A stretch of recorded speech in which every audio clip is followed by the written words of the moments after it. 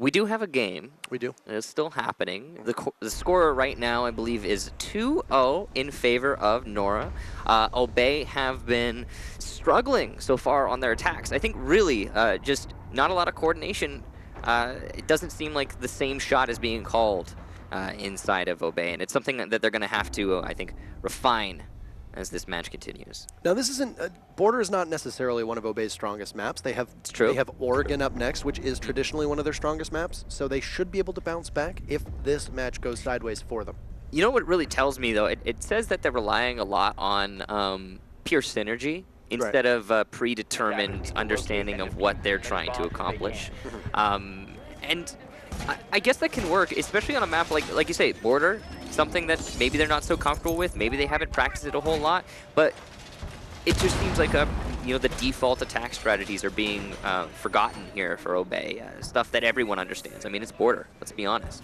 I mean, you mentioned it at the very start of this broadcast. One thing that Obey doesn't lack is fragging potential. One thing that Obey doesn't lack is a fragger or two or four.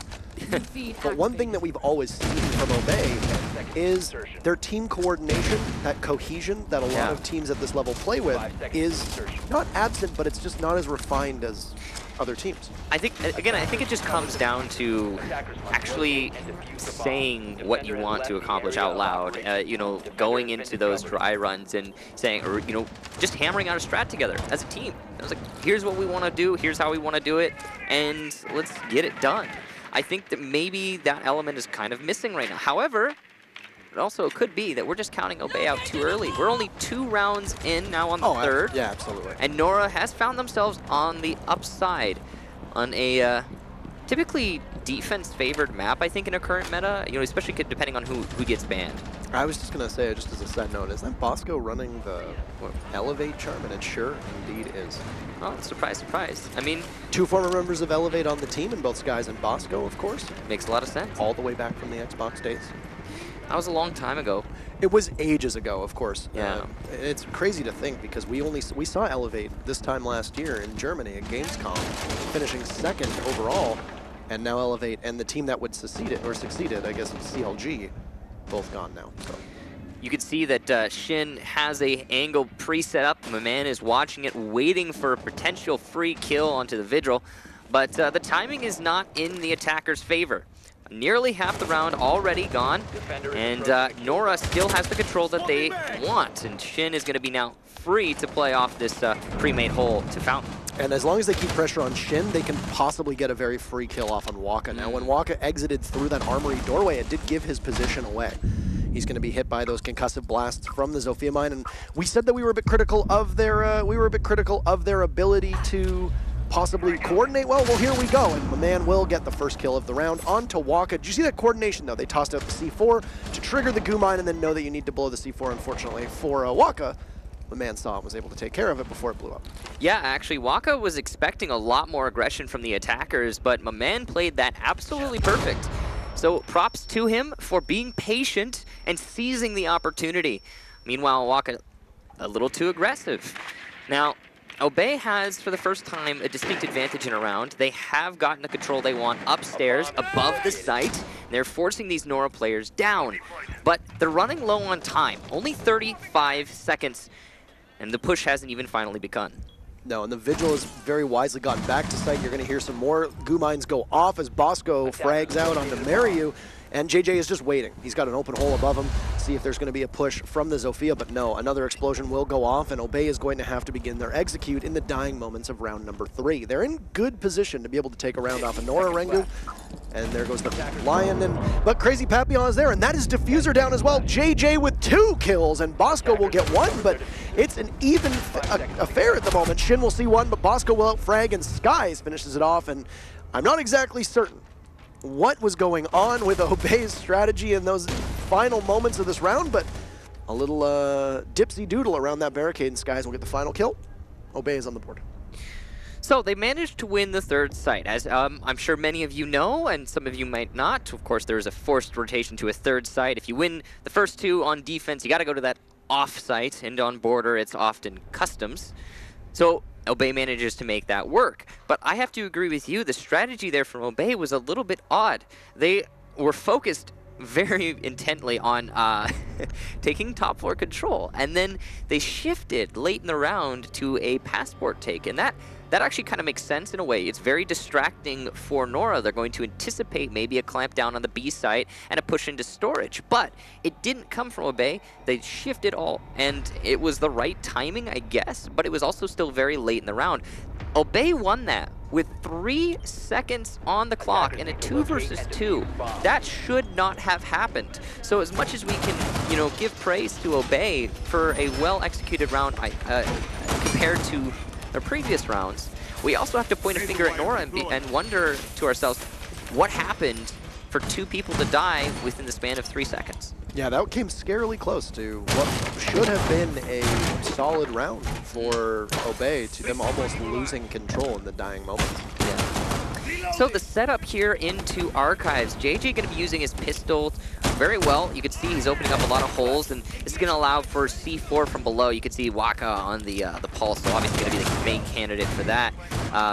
There is a little bit of an indestructible wall deep inside of B, or floor rather, deep inside of B, and that's why you open those floors next to the indestructible floor, so you can hook it over. Also, just think it's worth noting that a big part of why we see Maestro running that Bailiff, even though the Keratos is such a strong Magnum, is because the constant mirror bans usually means that your secondary destructor on defense is now gone. Of course, mirror having that sidearm shotgun is so helpful to open up rotations and possibly, you know, give your team a broader line of sight than just Smoke can do on his own, as he's usually the one that's going to be doing that heavy lifting. You know, a long time ago, that secondary shotgun was absolutely terrible. It didn't really accomplish anything.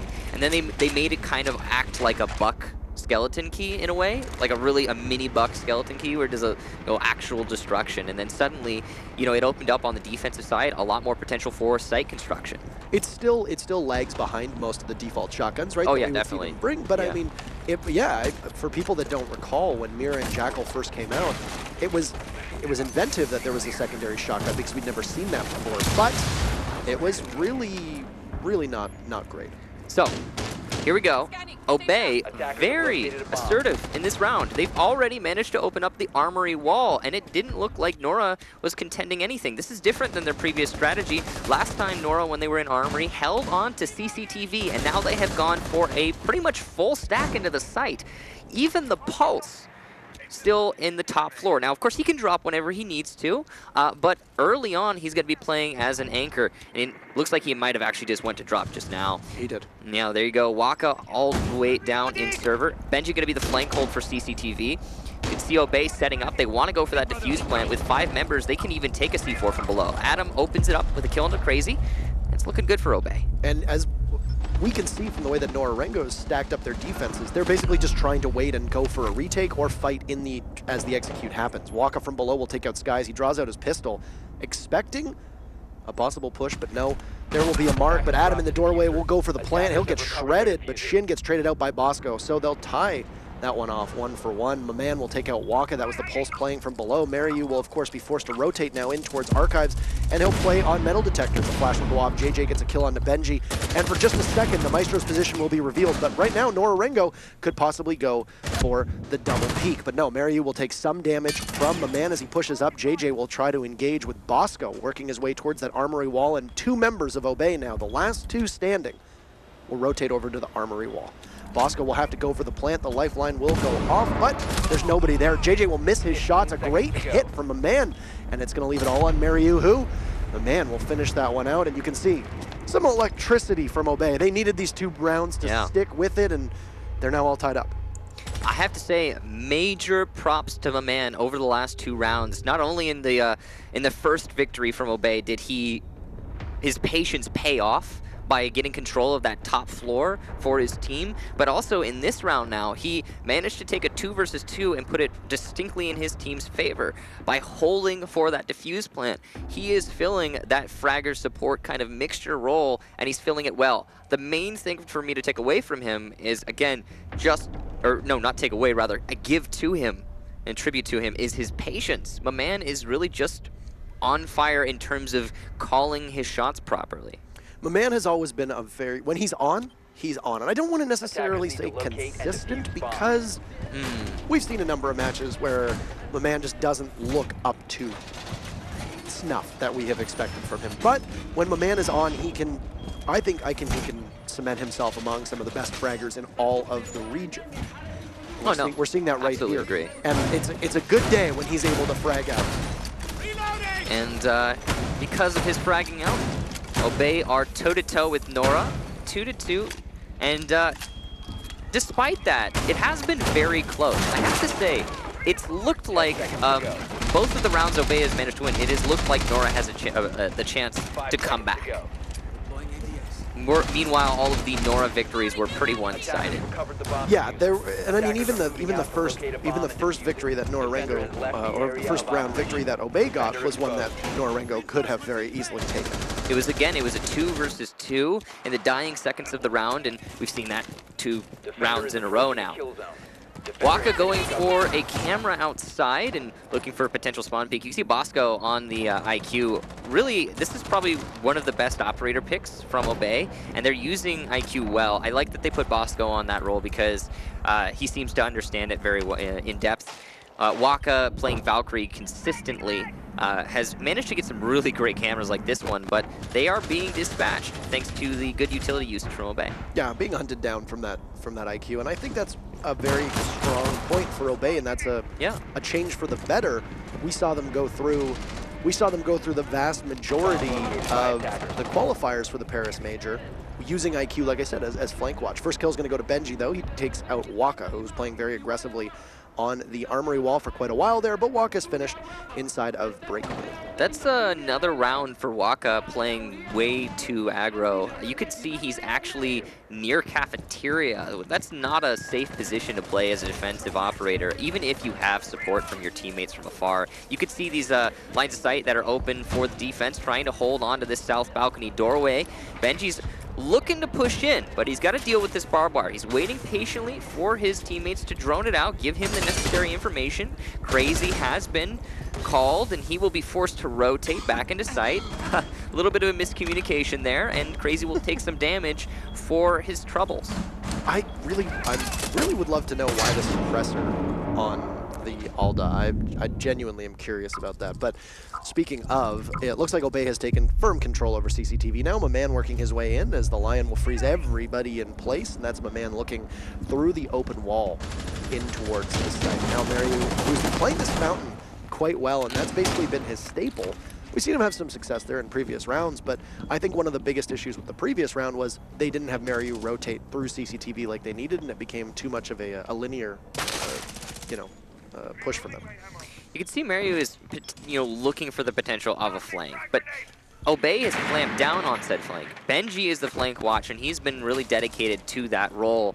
Meanwhile, the rest of Obey has set themselves up on the A wall. Shin is going to get 2 for himself. Adam and Maman in the span of one SMG-11 clip go down. The EE1D forcing the smoke to stand still, though, will allow Skies to get the grenade. Good coordination for Obey. Maryu holding on to metal detector. What a headshot. Skies follows up, though. He's switched over to the hollow from the ACOG on Buck, and he's making it work for him, but 6 seconds left, and here come the peek from the defenders. But the diffuser gets planted regardless. Mario gets one, and he downs the other. What a round. Bosco unable to recover, and it will be a Nora defense. So the Nora Rengo will take the first split, 3-2. Yeah. With the way we're looking at operator bans right now, with an Echo and a Glaz, as well as a Ying and a Mira, is this what's your take on this? With these bans, should they be running up the defense? Should the attackers be able to eke out more victories? How's your take on this? I gotta be honest. I'm looking at this. I'm seeing Glaz, Ying, Mira, Echo. They're all kind of even. These are all top tier operators that are gonna aid you and a lot when you get to use them, whether on attack or defense. Well, I can't really say this is gonna be one-sided. If there were like a thermite ban, I'll be screaming defense, defense, defense, but there is no thermite ban. So I don't know. I'm looking at these bans. I'm not saying that they're going to influence the sides too much, nor the outcome. What I am looking at, what I really do take note on here is those 2 Obey wins were so very narrow, whereas every win that Nora's managing to get is a little bit more clearly defined. That last one was the least one-sided of all of them. Again, a 2v2, but this time Nora managed to make it work in their favor. That last round in particular should have been an easy hold for Obey, but Oh, yeah. it appeared that Sky's got a wrong call. Because you saw that hesitation. He was holding the angle towards Sandwich. He was looking to make sure that if anybody bothered to push from small office, or Bosco was planting, that the buck of Skies would have that completely covered. And that was a very advantageous spot for him to be in. He had the reinforced panel right next to him. Right. But you could see he also kept flicking back and forth to CCTV. I'm not certain if there was a flank drone in there from Obey, but he was potentially fed wrong information because he kept looking to make sure that there was no flank when in all reality, Nora Rengo had both their bodies double stacked by the bomb trying to push towards Armory Wall. I'm sure there had to have been a flank drone. I mean, Obey has been so attentive when going for an armory take from CCTV with holding their flank. Every single time they've had Benchy just hard dedicated to that flank, and they only bring them off when they go for the actual site push. Right. So I can't imagine they don't have a drone watching it. Regardless, I agree with you. You know, a little bit of a miscommunication, misunderstanding at Obey, and because of that, they weren't able to get the round this time. Though, these strategies, again, they've been looking a lot similar for both sides. The defense strategies, the attack strategies. Obey has been executing onto Armory every single time. They've been going through CCTV into Armory. The only difference is one round, the first one that Nora managed to take, they were holding 75% in CCTV. So it was it looked different, but it was ultimately the same. But now, finally, we get to see the side swaps. You can see Obey are going to start with Armory, the typical site. Nora, on the other hand, instead of going for a CCTV push, will be going for an office take. I like that we're seeing a little bit of diversity here in the attack strategies. Border has this very strange, you know, ebb and flow to it where we'll see teams focus for a couple weeks, a couple months. You know, the flavor of the month, so to speak, will be, let's take Armory. And then it will just swing back towards, well, let's all just take Office. So it's nice to see this happening in the actual matchup itself. Though Obey is going to commit quite a lot to ensuring that nobody can get through, and currently some excellent bandit tricking there from a man who's not just fragging out, but also providing good utility for his team. Like I said, he's kind of filling a bit of a support fragger role, the jack of all trades, if you will, and he's doing it very, very well. Camera dispatched by JJ, and that's just going to allow him a little bit of freedom here underneath the A wall to potentially get some bandit batteries. And it looks like actually Nora has shifted their attack strategy. Skies with a Deagle kill onto the Thermite. That was a really ill-advised push from Mariu. And because of that, not only will Nora be down a man, but also down one of their hard destructors, which is pretty huge, and much more powerful hard destructor on border. Not to mention the fact that it did look like the ex-Kairos of Crazy Papillon was taken care of from the bandit tricking as well of the man. So this could be a hard breacher there, as you can see. 0 ex-Kairos available. Uh-oh. That means that you have a hard breacher, and Hibana's really just good for fragging potential right now, which she excels at once her job is done, but her job hasn't quite been done, and won't be done because Mariu is gone. Yeah, it's just that pure loss of utility that Nora's experiencing right now is going to hurt them a lot. I really do. I have to wonder what caused Mariu to go for that solo push in through the hallway. He must have thought there was an opportunity there, but you can't make those guesses in this level of play. Shin with a firebolt onto Crazy. Some miscommunication there will result in a further advance of Obey's objective and making Nora's life just a little bit more difficult. This round is, I don't want to call it that it's completely over, but this round is basically a wash for Nora Rengo at this point, and it'll just keep adding up as now Skies gets a C4 kill onto Waka. JJ is in though. He's able to get a kill onto Benji before being tagged out by Bosco playing by metal detectors. Shin all alone will have to plant the diffuser, and he'll get finished up. That's Obey taking the first round of the second half. My man finishing things off.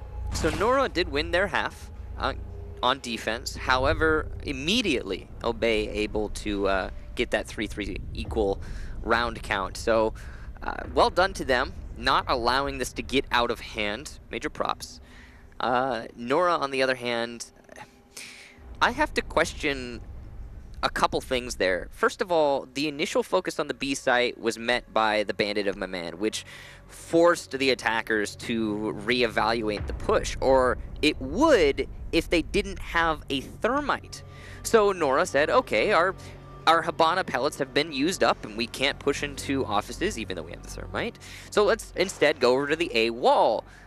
but then Thermite isn't going over the A wall. He's still pushing into offices. So a little bit of, I think, just a misunderstanding going on in Nora's ranks of what the actual objective is. And if they had just focused on one thing at a time, if they had stuck with their office push, I think it totally could have worked out for them. You know, drone out that player inside office, pinch him, get rid of him, and then Thermite the wall. Because I believe that was even the Bandit, if I'm not mistaken, who got a little bit aggressive after successfully tricking the Xcaros. Yeah, I think indisputably the sloppiest round that we've seen from Nora Rengo thus far. Oh yeah. And if they're not able to right that ship on attack, then as you can hear, obviously somebody very excited in the background there, probably the Vitality Liquid game. That's a huge game. Unless people are cheering that reinforcement from a man. possibly people very excited, but yeah. Anywho. That was, like I said, indisputably their sloppiest round, and it doesn't bode well for them if they can't be able to lock that in together. Now, when we saw them play against Nora Rengo, or when we saw them play against Rogue, one of the biggest strengths of Nora Rengo was that they would be very slow to start off most of their pushes. It would be a little bit unorthodox the way they did things. And then they would all just kind of collapse on Rogue and often overwhelm them. And I think it's easy to say that Nora Rengo looked a lot better on defense as a whole than they did on attack in that series, and we've already seen that so far here, even though it's 3-3. So if I'm Obey, I'm feeling pretty confident after that round. Obviously, as you said, they could have possibly pinched the Nora Rengo possibly could have pinched the Bandit playing inside of Archives, but it was a lack of coordination from Nora Rengo that we haven't really seen from him so far this match. I mean, I gotta say, I think both of these teams suffer from the same thing, and it's that, again, it's that coordination. But the easiest solution for both of them when on attack is just pick a goal. Something you want to achieve. Do you want to take the Archives? Do you want to take, you know, the A site armory? Do you want to push into ventilation? Do you want to, you try and take top control? Whatever the case may be, pick one and, you know, really stick it out. Focus everyone on that goal. And both teams have really struggled with that, I think, and Nora especially so in that first round. But they still have more rounds to prove that they can make it work. And we're about halfway through this one now, and just about nothing has happened. Mariu gonna start opening some things up. It looks like it might have been a fountain wall, as after he's taking control over offices, or a castle barricade perhaps from Adam.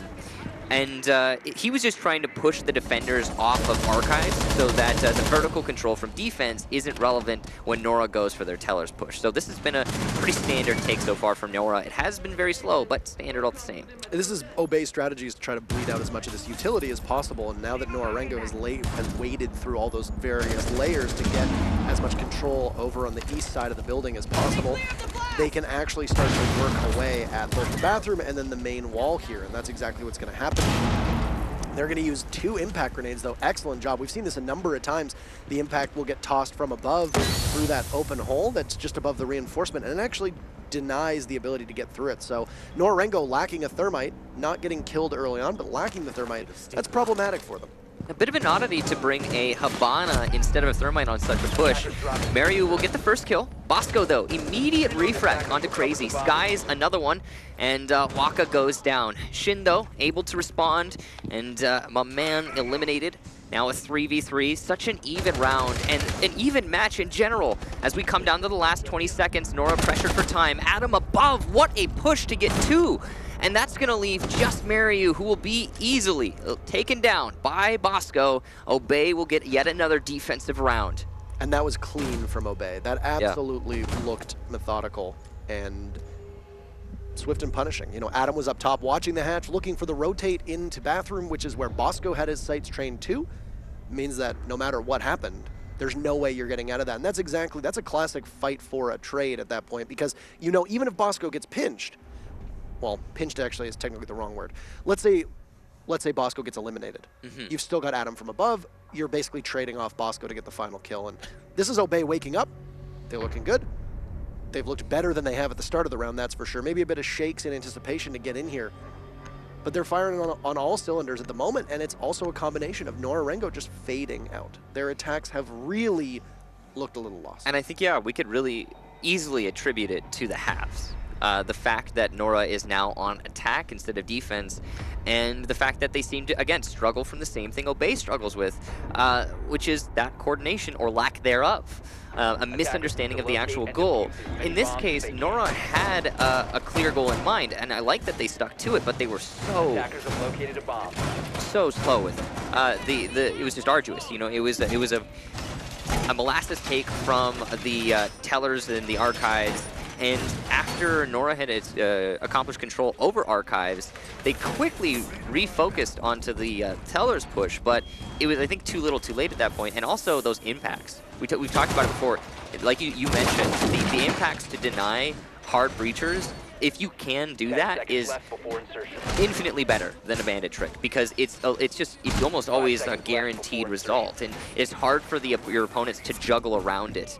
So I would have liked to see a Thermite and a Hibana, which is what we do have Nora bringing now, but now they're going on to customs, and harder breaching is less relevant here, however still relevant. I don't know. I mean, it's border. You're always going to want a Thermite. You're always going to want a Hibana.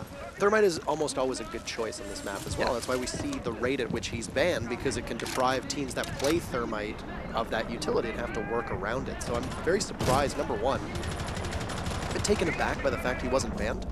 But furthermore, that you knew that Obey couldn't go up to Armory because they won that site. So you know they're going to have to either go with Bathroom, they're going to have to go down to Customs, or they're going to have to go to Ventilation Workshop. How can you neglect to bring a Thermite in that composition? It puzzles me. And they seem to have a clear understanding of the strategy they wanted from the get-go, too. It took them a long time to execute and roam clear, but they knew what they were trying to accomplish. However, that's all in the past. And now we have another defense from Obey. They're going to be going on to a top floor hold, very heavy roam, as you can see, but the actual site is downstairs over in the customs, thanks to Obey's success on Armory and Ventilation. What a shot. Oh, goodbye. Benji just absolutely treading through players right now, and he's able to hold on to that Armory roam for just a little bit longer. This is them playing aggressively and trying to keep hold of top floor. I feel like we always say it, but of course, holding control of top floor at border, no matter where the site is integral to defending it successfully. You've killed 90 seconds, though. You've also killed Waka. So that's pretty good for Obey. If I'm them, I'm pretty happy on the time management aspect. And then also Obey falls off. They've still got Adam playing upstairs. They still have presence on that second floor. But you could see earlier on, the Valkyrie Maman had dropped down. Benji had just joined him a couple seconds ago. This is going to put Adam in a position to possibly capitalize on a late flank, as long as he doesn't get droned out by Mariu. I think you also have Bosco, who's trying to support as the smoke, and really that Roman CCTV is the main roam upstairs. Crazy though, forcing Bosco to rotate and then catching him mid-rotation is going to leave Adam the final defender on the top floor. But 45 seconds. That's not a lot of time here for Nora. So even if they do manage to get Adam without losing any more members, it's going to be a hard fight when they go for the site. JJ, though, gets Benji, one of those anchors who fell off the top floor earlier. Adam, what a shot on Demariu, holding his angles and evening things out yet again. Though, here we go. Crazy with another catch of a rotation, this time onto Adam himself, the Jaeger. No more roaming upstairs. Maman, the final defender, as Shin gets skies, and it looks like Nora are going to win their first attack, but only 13 seconds to do it. Maman could just hold on for time. He gets JJ, goes for a second, and will barely miss the final bullet from that MPX. Crazy with a 3K, if I'm not mistaken, and a great round for Nora, giving them their first attack victory. I don't know if that was Maman just thinking that he'd possibly gotten the kill or running out of bullets. It was hard to tell. But I mean, the MPX does so little damage. You got to get the headshots. Yeah, you just got to click on them. You just got to click the heads, you know? So I really like the way that Maman was playing that, though. Of course, he had the metal detectors there. He had the reinforcements on the wall from Customs into Passport, which is a strong position for him to play off of. He could have possibly rotated out through metal detectors and Customs and then tried to watch the push. He was even in a position where literally any gun except for the UMP or the MPX probably would have been able to secure that kill, and then you would have found yourself in the 1v1 circumstance in which the final person was in Passport office, or Customs office, my apologies. But this is something that I think is just also a nature with Customs. You know, Nora Rengo put two together on Armory and Vents and then lost on Customs. The exact same thing is happening, but being mirrored right now for Obey. They were successful on Armory and Vents and then weren't able to pull it off on Customs either. as you mentioned, because of site rotation, now Obey has the opportunity to go back upstairs. They will go into Armory, which is the default site that we usually see here, and could afford them a possible victory, which would put them on a match point. Yeah, and that's the thing. The odd round out was Nora's lack of success on their second Armory hold. So if Obey can get a successful Armory hold here, then they're the ones putting themselves at a distinct advantage. So we'll see if they're able to pull it off, or if this is going to be just a complete mirror from the first half with the opposite teams. How interesting it is that we... how interesting it is that we always typically do find these weird mirrored matchups between teams, but I mean, these teams are really similar if you think about it, and especially again if you're looking at the way they've been playing. Right. It's just the attacks have seen not great coordination. The defenses are always favored because you don't have to coordinate as well with your team if you just have a you sit here situation. I mean, but anyway, I digress. Very similar teams. This is not, I mean, we noted that Obey, this is not one of Obey's strongest maps, but the fact that they're able to keep it as close against Nora Rengo on Nora Rengo's map, that puts them in really good position. As I mentioned earlier on in the broadcast, Oregon is going to be the site of our second map. If needed, Bank will await us as a third, but Obey's got to feel pretty comfortable, especially since they've warmed up and gotten to a position where they're looking a lot stronger and more well-practiced. Capitalizing, important to note, capitalizing on the mistakes as well that are being made by Nora Rengo, and there's honestly plenty of them. A frag grenade will go up, and that should ease the X-Kairos, and no bandit tricking available as Crazy Papillon will get that Armory wall. But look at this again, Nora Rengo foregoing a Thermite on an Armory take. That's exactly what I was about to say, Parker. The lack of a Thermite is just so puzzling for Nora. On border in general, it doesn't really matter where you're attacking. Thermite is one of your most integral operators, and Nora has just completely forgotten him. Several rounds now they've done this, and it is going to hurt them when they go for that Armory push. You can see Skies is going to rotate downstairs. Because he's doing this, he will allow himself a potential for a late C4 from below. That's the whole mentality. You put your Valkyrie down late, you have the information from the cameras, but Waka shuts that down outright with an SMG kill all the way from jail. I would imagine there that the Valkyrie camera of Skies was giving intel that there could be a push in from detention, which is where Waka came from. Skies reacting to that call, but we were critical of Nora Rengo, but despite the fact they don't have a Thermite right now, that puck playing on Repel by Sandwich is able to get two before Bosco pops out and just destroys him. Mariu just sprints in, and that's Benji gone. Bosco last man standing. Waka, who started things off, will also end things in this round with the Sledge pulling out his SMG-11. And just powering through, punching the reinforcement and getting a very clean kill that so typical on land. This is also match point in favor of Nora Rengo on their map. But this is pretty much a complete mirror of the first half. But it is so far. Teams switched. Obey needs to win this, and then there we go. Yeah, and then we'll get the OT, I believe.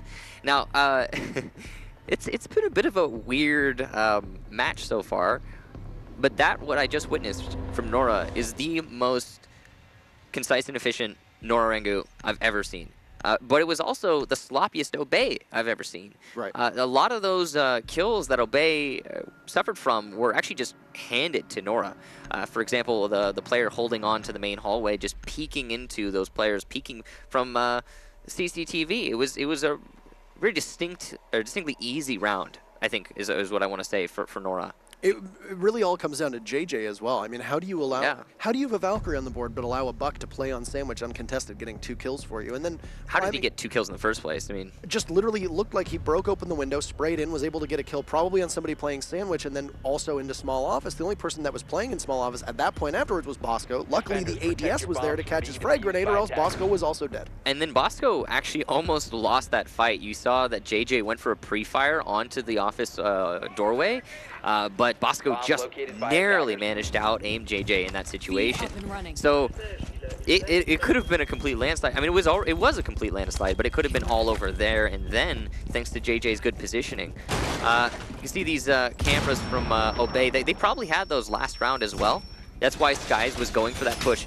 The kill from the sledge downstairs, that Waka. the Yeah. Waka that shut down Skies when he was going for the rotation downstairs to potentially go for C4, was allowed because that camera is not inside of jail. Right. So you can see Skies knows if someone's pushing into customs, but he can't know if anyone's in the adjacent room. So there's just a line of sight that can cut him off there. It definitely looked like the call was made. I mean, there's a very particular reason why that Valkyrie in mid-round is falling off to go down and push detention. As you rightly pointed out, usually they would be far more at home playing inside of ventilation inside the workshop area just to possibly get the C4 from below, but this could possibly be 2 or 3 rounds where Skies has been the victim of unfortunate calls and has cost him his life. Of course, dealing with Waka in a 1v1 is a frightening scenario for most people. Sky's one of the few players I think that's currently in this tournament that would realistically be able to win that more often than not, but well, losing the Valkyrie was an unfortunate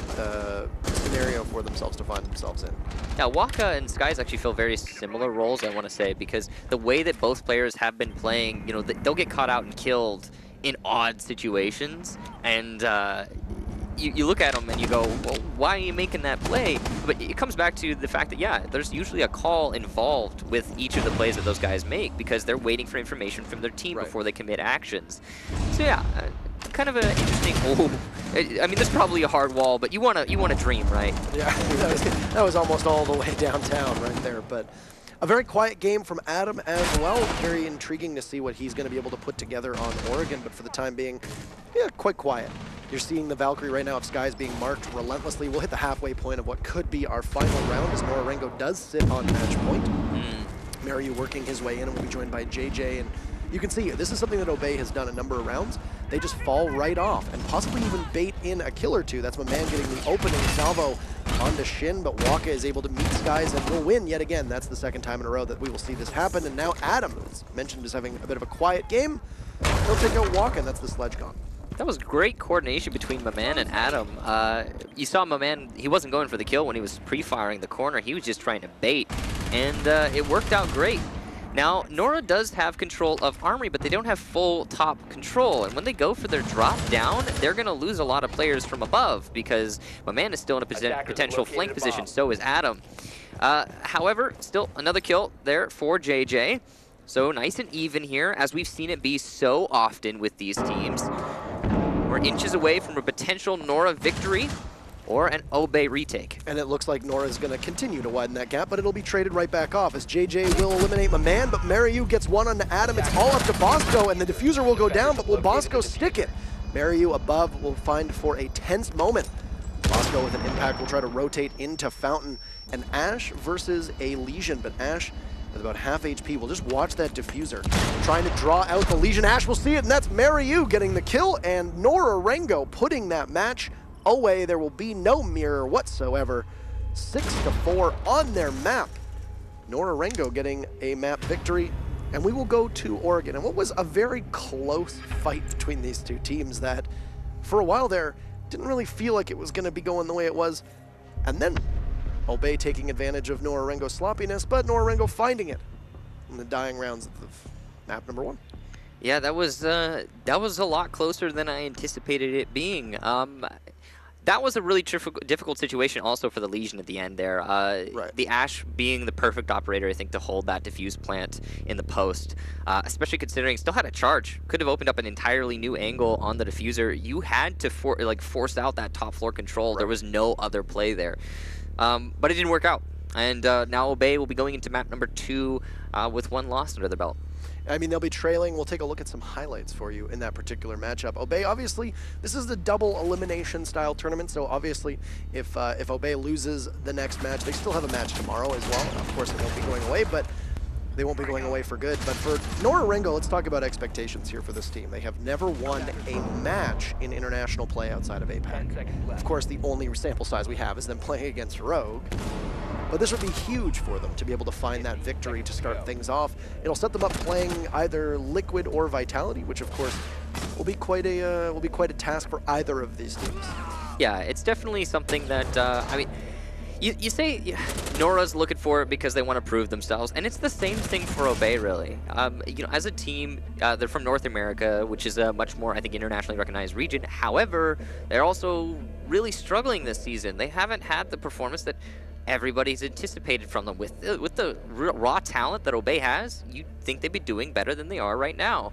And like you said, the only real matches they've been doing well in have been those qualifiers to the Paris Major. Outside of that, it's been a bit of a struggle. So, you know, Nora getting that first win, again, you know, they're getting closer to proving themselves. Obey, though, they want the same thing. Right. And that's like kind of interesting, too, because both teams are playing very similarly in their actual just style. And we saw an almost identical round situation where we're going on to the defense and attack for both teams. The one difference was the final round of each half, where Nora managed to get both of those final rounds. Obey couldn't get either. Yeah, and closing out that second split was oh so crucial for Nora Rengo. We might not be used to seeing overtime in Pro League's regular season. But there is, of course, overtime here in this particular setup. So if we had gotten overtime, it would have been the traditional overtime with the 3 rounds and OTs, is what we were used to in previous seasons and in previous LAN events. So that we would have been treated to overtime, in which it would have been a coin flip as to who had to defend twice, who had to attack twice, etc. A couple takeaways from that matchup in particular. Obey had a couple rounds where, on paper, they should have been able to hold true. That one round in particular where JJ was able to rappel up the window on Sandwich, there was no run out or possible pressure from vents, which is what we usually see. Maybe somebody jumps out the vents window, possibly takes out the person rappelling on Sandwich, which is a pretty common spot for somebody to rappel up. Like we could have a Valkyrie playing inside of Archives to be able to jump out that window. There wasn't any there. And on top of that, Nora Rengo won that round without a thermite, as you noted. They basically opened up that armory wall, but then they vacated armory. And they completely filtered throughout the other part of the map.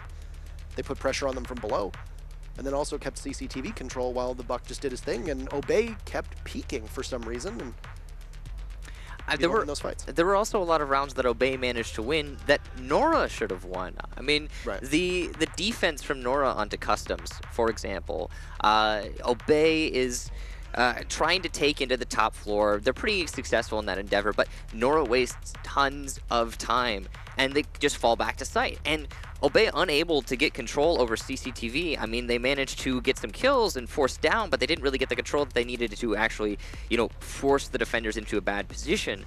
Then the final push comes in, and it's from Passport, a complete switcheroo from Obey. They went for something entirely different. But in this situation, it's 5 seconds. It boils down to 5 seconds left. Obey has the diffuser. They're pushing in through Passport wall. It's a 2 versus 2. But with 5 seconds left and if one person on attack forced to plant the diffuser, it's a situation where that should be a defense win. But both of the individual Obey players managed to win their 1v1, and the diffuse planter, it comes off of his plant with just barely a couple seconds left to get that final kill. So that's another, you know, we saw examples of Obey losing rounds they shouldn't have. We saw examples of Nora losing rounds they shouldn't have, or, you know, or the vice versa. But regardless, again, a close match is, I think, the main takeaway here. Yeah, and on top of that, the usual standout performers for both teams just didn't quite show up. Bosco, one of the most consistent players in the whole world. Obviously, I think he showed up big. He top fragged on their team while largely playing support operators. But at the moment, you know, we saw the ability of both Adam and Skies to combine as this power duo, so to speak. And then, of course, you've also got my man there. The guns were a little bit quiet on Obey's side of things. As for Nora Rengo, it was JJ and Mariu who were top fragging for them, while Shin and Waka, the two standouts that I think most people know to do well and consider to be, you know, two of the top players on Nora Rengo, they did their roles well, but they didn't frag out the way they needed to. And that's because Nora Rengo has that depth. We need to see Obey have that same depth on Oregon, or else today will be a very quick day for them. Yeah, in fairness to Waka, he is recovering still. He's all sick. If not still completely sick, so. I mean, I'm not certain. I don't even think we knew what was wrong with him. I honestly have. And it's none of our business. We just hope that he's better. Yeah. Be well, Waka. Be well. We wish you the best. Coming off of that win, though, he's got to be feeling at least a little bit better, if not physically, emotionally. And I'm sure his team is as well. Going on to Oregon as our second map, this is, I think, going to be much much more comfortable for Obey when you compare it to Border, because I'm racking my brain here. I'm thinking about Obey on Border, and I'm not able to find a situation where they performed well on that map. It's always been a bit of a struggle for them, but Oregon, on the other hand, I think that's something that they're very familiar with. Maps that we've seen Obey perform well on that jump to mind for me would be Oregon and Coastline as two of the maps where I'm like... Definitely Coastline. I think that they achieve well on this map.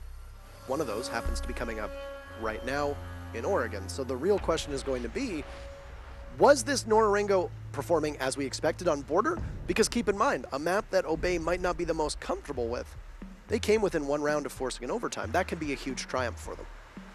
It absolutely could. We'll find out in just a bit.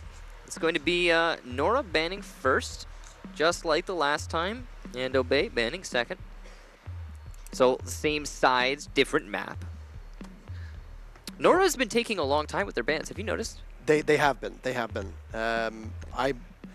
I'm very interested to know, and I hope to talk to them afterwards.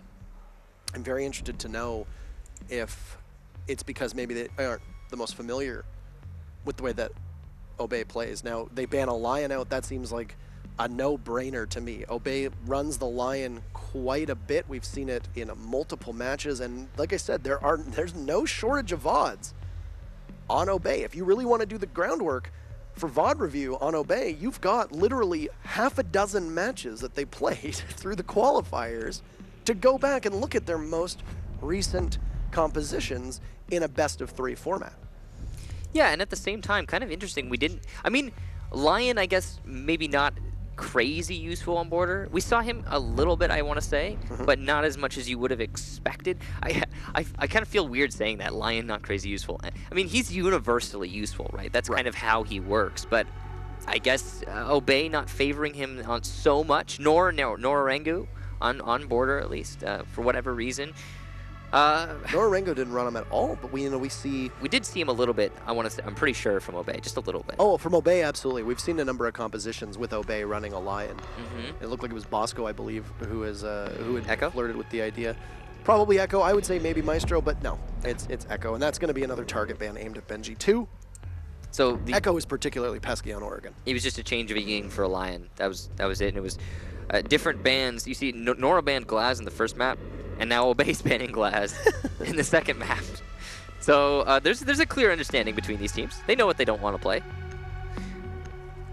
I mean, you also realize that how oppressive a Glaz and a Lion combination can be on this map. Yeah.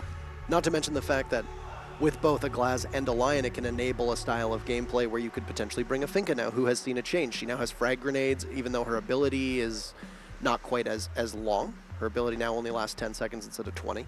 But she also takes reduced damage to the smoke when her ability is active for those 10 seconds. So that's pretty paramount. Yeah, I mean, I think it's an interesting operator. I don't know if we'll ever see her be fully relevant within the meta with the way she's set up, but who knows? I mean, I think there's definitely something unexplored there. It's got to be anyway. I think the big thing with the way that Finka works out is she emboldens a style of play that is very all or nothing. Eggs in one basket, as you referred to it as before. And yeah, it's a very high-risk, high-reward style of gameplay, which we see a number of teams in Latin America, which is a region that sometimes will play, when they play each other, will build compositions around that all or nothing style of play. You know, you'll see a lot of Blitz, you'll see some Finka, you'll see a lot of Lion, you'll see Dokkaebi in particular. And it also, in response to that, we saw a disproportionate amount of Legion as well from Latin America as a region. Before, Legion was a staple in most Defender compositions across North America, Europe, and now APAC as well. So that all-or-nothing style of play, as you mentioned about Finka, we'll see its uses, but you need to build an entire composition around it, which is not the easiest. And also, Finka doesn't really bring a ton of utility to Pro League players, you know? Yeah, and as you can see, Obey not going to be using her at all in this round. Nora going for a top floor hold first. It's a little bit different. I mean, not really. Typical sites on Oregon, you got your basement, you got your top floor. This is what you're going to hold. What's going to get really interesting is where Nora chooses to go as a third site. They're going to go to tower. They're going to go to kitchen. What's the plan? What's the strategy? Can't wait to see it.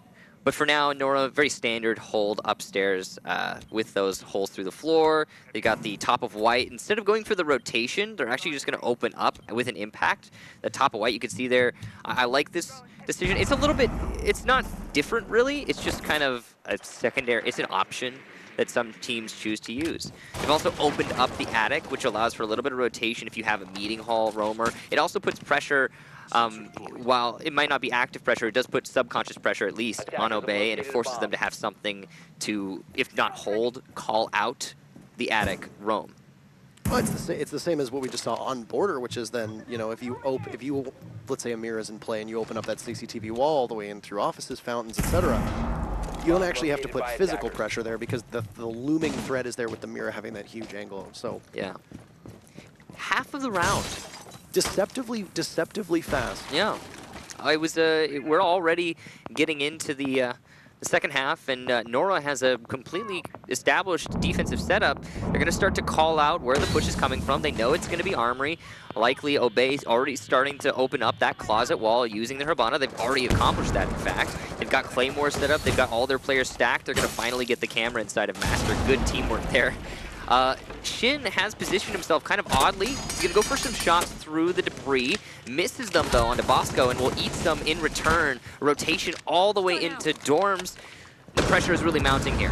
5v5. And the execute is going to need to be swift, but Waka is in a great position to possibly capitalize. Skies will toss out a grenade, and it will find its target, but Mariu is there to dispatch Bosco. That was the Hibana trying to work their way through the Master wall. But look at this, Waka on a flank will take out my man who had just gotten a kill, and the phone calls will be ringing away, but there you can see Waka from below just tearing through them at the moment. He sees another, primes a C4. Will Waka be able to find it? No, it will miss. Mariu alone on site. He'll get downed. So it's all up to Waka, who'll push in, and we'll have two guns aimed at him, and that's Obey, despite Waka's best efforts, taking the round, and Obey will open things up quite well. I like that Obey immediately, by the way, subs out the Lion and just runs with the Dokkaebi instead. Yeah, and the ultimate, like the thing that it boils down to me, or for me in that round, was just 20 seconds left. Right. Going for a push. It's going to be a brawl. And if I'm going to pick a team who's going to win a brawl, it's going to be Obey. Obey's going to win that brawl. So we really needed to see a little bit of initiative there from Nora for them to establish an advantage before the actual brawl started, anything at all. Right. And it just didn't happen. Waka was in an interesting position as well. You saw him get those first two. Very well played, very good position to get that. But then the third potential kill, he saw the heartbeat. He chose to go for a C4 on someone he could not C4. There was a hard wall between you and your opponent there, and he anticipated a push above him, but he also had pre-made holes that either he or his teammates had established early in the round. Too, for just a second, and he could have seen his opponent. So all he needed to do is, if you're anticipating a push above you, then keep your gun out. Don't pull out a C4. That was, I think that was a mistake. You know, you could see the body trying to maybe fight through those metal bars, something he didn't want to be trifled with, sure, and then thinking, I still have some utility left, I can use it. But the problem is that as he did that, Mariu's getting pressured from inside of, you know, small dorms, and Waka now needs to make a decision. I need to get back to site. So that could have also been a good realization to him as he throws the C4 up. I'll trigger this, but I have to get back to site to help out. It's also Pulse downstairs. If he didn't use it, waste a C4 with 15 seconds left and only 2 attackers. Now on dorms, it's hard to find a spot really where you're not going to be exposed to a Pulse. In fact, I don't know off the top of my head if there even is one.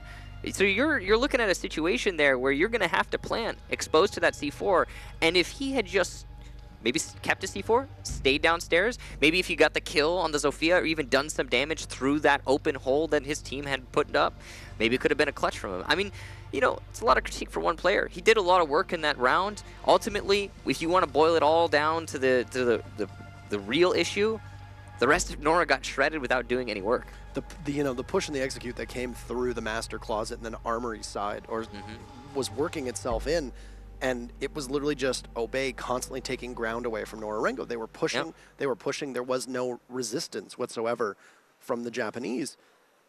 and it just allowed Obey to take all of that away from them. And then you fight for a retake, which I feel like we say repeatedly is how difficult it can be for a team to fight for that retake. You know, a Pulse is not a bad operator, but the UMP is one of the lowest DPS guns in the entire game. It's not exactly a weapon that you want in your hand to take on multiple enemies, unlike some of the other Defender weapons. Now, Waka did manage to make it work for a couple kills, so good on him. Oh yeah, you might be able to plant. I was racking my brain for a little bit there. You might be able to plant on that little dresser in the doorway to dorms from the hallway. Right. So I think maybe there are some ways you could be unexposed to the pulse. But regardless, it's all in the past now, and we'll see what the future holds. After Obey takes their first round attacking onto kids' dorms, we are going to see, looks like a site rotation from Nora. They go downstairs. Attackers need to locate and defuse as many bombs as they can. All right, so Obey re-enters the game as we now have Nora Rengo's name added, and we'll see them take that 1-0 lead that we needed them to get in order to keep this competitive. And like I said, this is a map that Obey feels very comfortable at. Unfortunately, for us, against international competition, not a lot of data available as to how Nora Rengo plays on here. Cam in position. Gifted a start on defense, which, fair enough. Defense on Oregon is usually quite rote. Unfortunately, because of the way that the site selection works now, they're going to be in a position where you're going to have to defend either kitchen or tower, which obviously is never really something you want to find yourself in, but that's what we're waiting for, right? we're essentially waiting to see if there's going to be a successful defensive round win. But I mean, hey, you just have to win one defensive round. If you don't want to go to if you don't want to go to kitchen, just don't win on defense. You can't go to an offside if you never win on. I mean, you can, I guess. You shouldn't go to an offside if you never win on defense. Or maybe you should, actually. No, I mean, sometimes you want to get the mix up. Anyway, that's all just theory crafting at that point. But so far, Obey have been able to get that top floor push. It was a round, I want to say, that Nora should have been victorious in. I mean, they had the perfect formula for success there. It seemed like they were well established. And now that they're going downstairs, I want to see what their interpretation will be. You can already tell that they're pretty heavy on the roam. Two, in fact, very deep on the west side. Shin all the way in Junk Tower, and I believe another that's Waka playing inside of dorms. This is a very dangerous roam. They also don't have the dorms drop open, which means Waka cannot rotate into meeting hall late in the round. He is committed to this hold. He's also taken a lot of his ADSs with him, which means those grenades, those potential smokes, when they go down on the push, they're not going to be countered by too many ADSs. This is something from Nora Rengo that we've seen in Atlantic City, and now we see here is it's just things that don't really happen in other regions, which is nice. That kind of... Well, it's the APAC, right? Right. The APAC. Well, you know what I mean, the APAC. The APAC. No, but it is. It's the APAC meta. It's just a little bit different. It's isolated. They get their own stuff. But that sort of thing, you know, when you're not constantly competing against other teams, that kind of, you know, regional meta or pocket meta, as some people will call it, is it's good because, I mean, we still find new ways for operators in different holds and different angles through maps that have been in the game for ages. Now, once again, we mentioned deceptive last round. We're at 1 minute to go. Nobody has died once again. I think the term you used to describe it was a brawl. Yes. That definitely seems like we're going to have that right now. And again, if I'm going to, you know, give someone the credit or the edge in a brawl, it's Obey. Now, this is a really tricky one when you're dealing with a two-lane push into the basement hold, and you got gas canisters, C4s, Legion traps. This is not going to be easy for Obey, but here it comes. So here come the Zofia lifelines over the walls. Shin, what a shot onto my man. That had to have been a pre-fire. And the follow-up C4 for Shin. 2 easy kills, and now Skies with an early response onto Waka. What a shot from him. He does get hit by Legion and downed by JJ. Finally finished off as well. Benji pushing in. We'll see Crazy right in front of him through the smoke. Mariu, though, gets Benji leaving just at him in a 1 versus 2 as he gets one onto Mariu. Shin, though, finally shuts him down. The brawl goes in favor of the Japanese, but it was oh so close.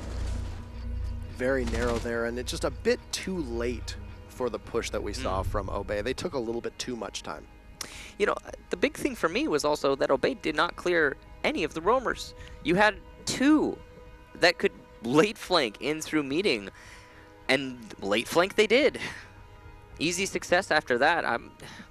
Kind of an interesting strategy from Obey. I mean, they clearly know what their edge is, and that's the raw skill, and they're trying to capitalize by forcing a push through the construction tower, but it's not working out for them. Shin read that very well, knowing that there was going to be that construction push, right? You know, he was able to get what a beautiful pre-fire that we saw, and then followed it up with an immediate C4, assuming that there would probably be somebody else from Obey that was also playing in that position. And I believe it was Bosco who got taken out by the C4. Then you find yourselves in, you know, a 3v5, and at that point, the clock management was totally in favor of Nora Rengo, and we said this. You got 5 people alive on either side of that field with a minute to go. Still haven't cleared out the roamers. You don't have full top control over the basement whatsoever. That's Nora Rengo just saying, okay, bring the fight to us. We might lose a couple, but we're still going to end up prevailing. Prevail they did. You know, it ended up being Adam in vain gets 1 kill, low impact, and then the rest was just Nora Rengo realizing that we got the clock on our side and we still have 3 bodies to 1. At that point, it became 2 bodies to 1, but hey, they stuck it out.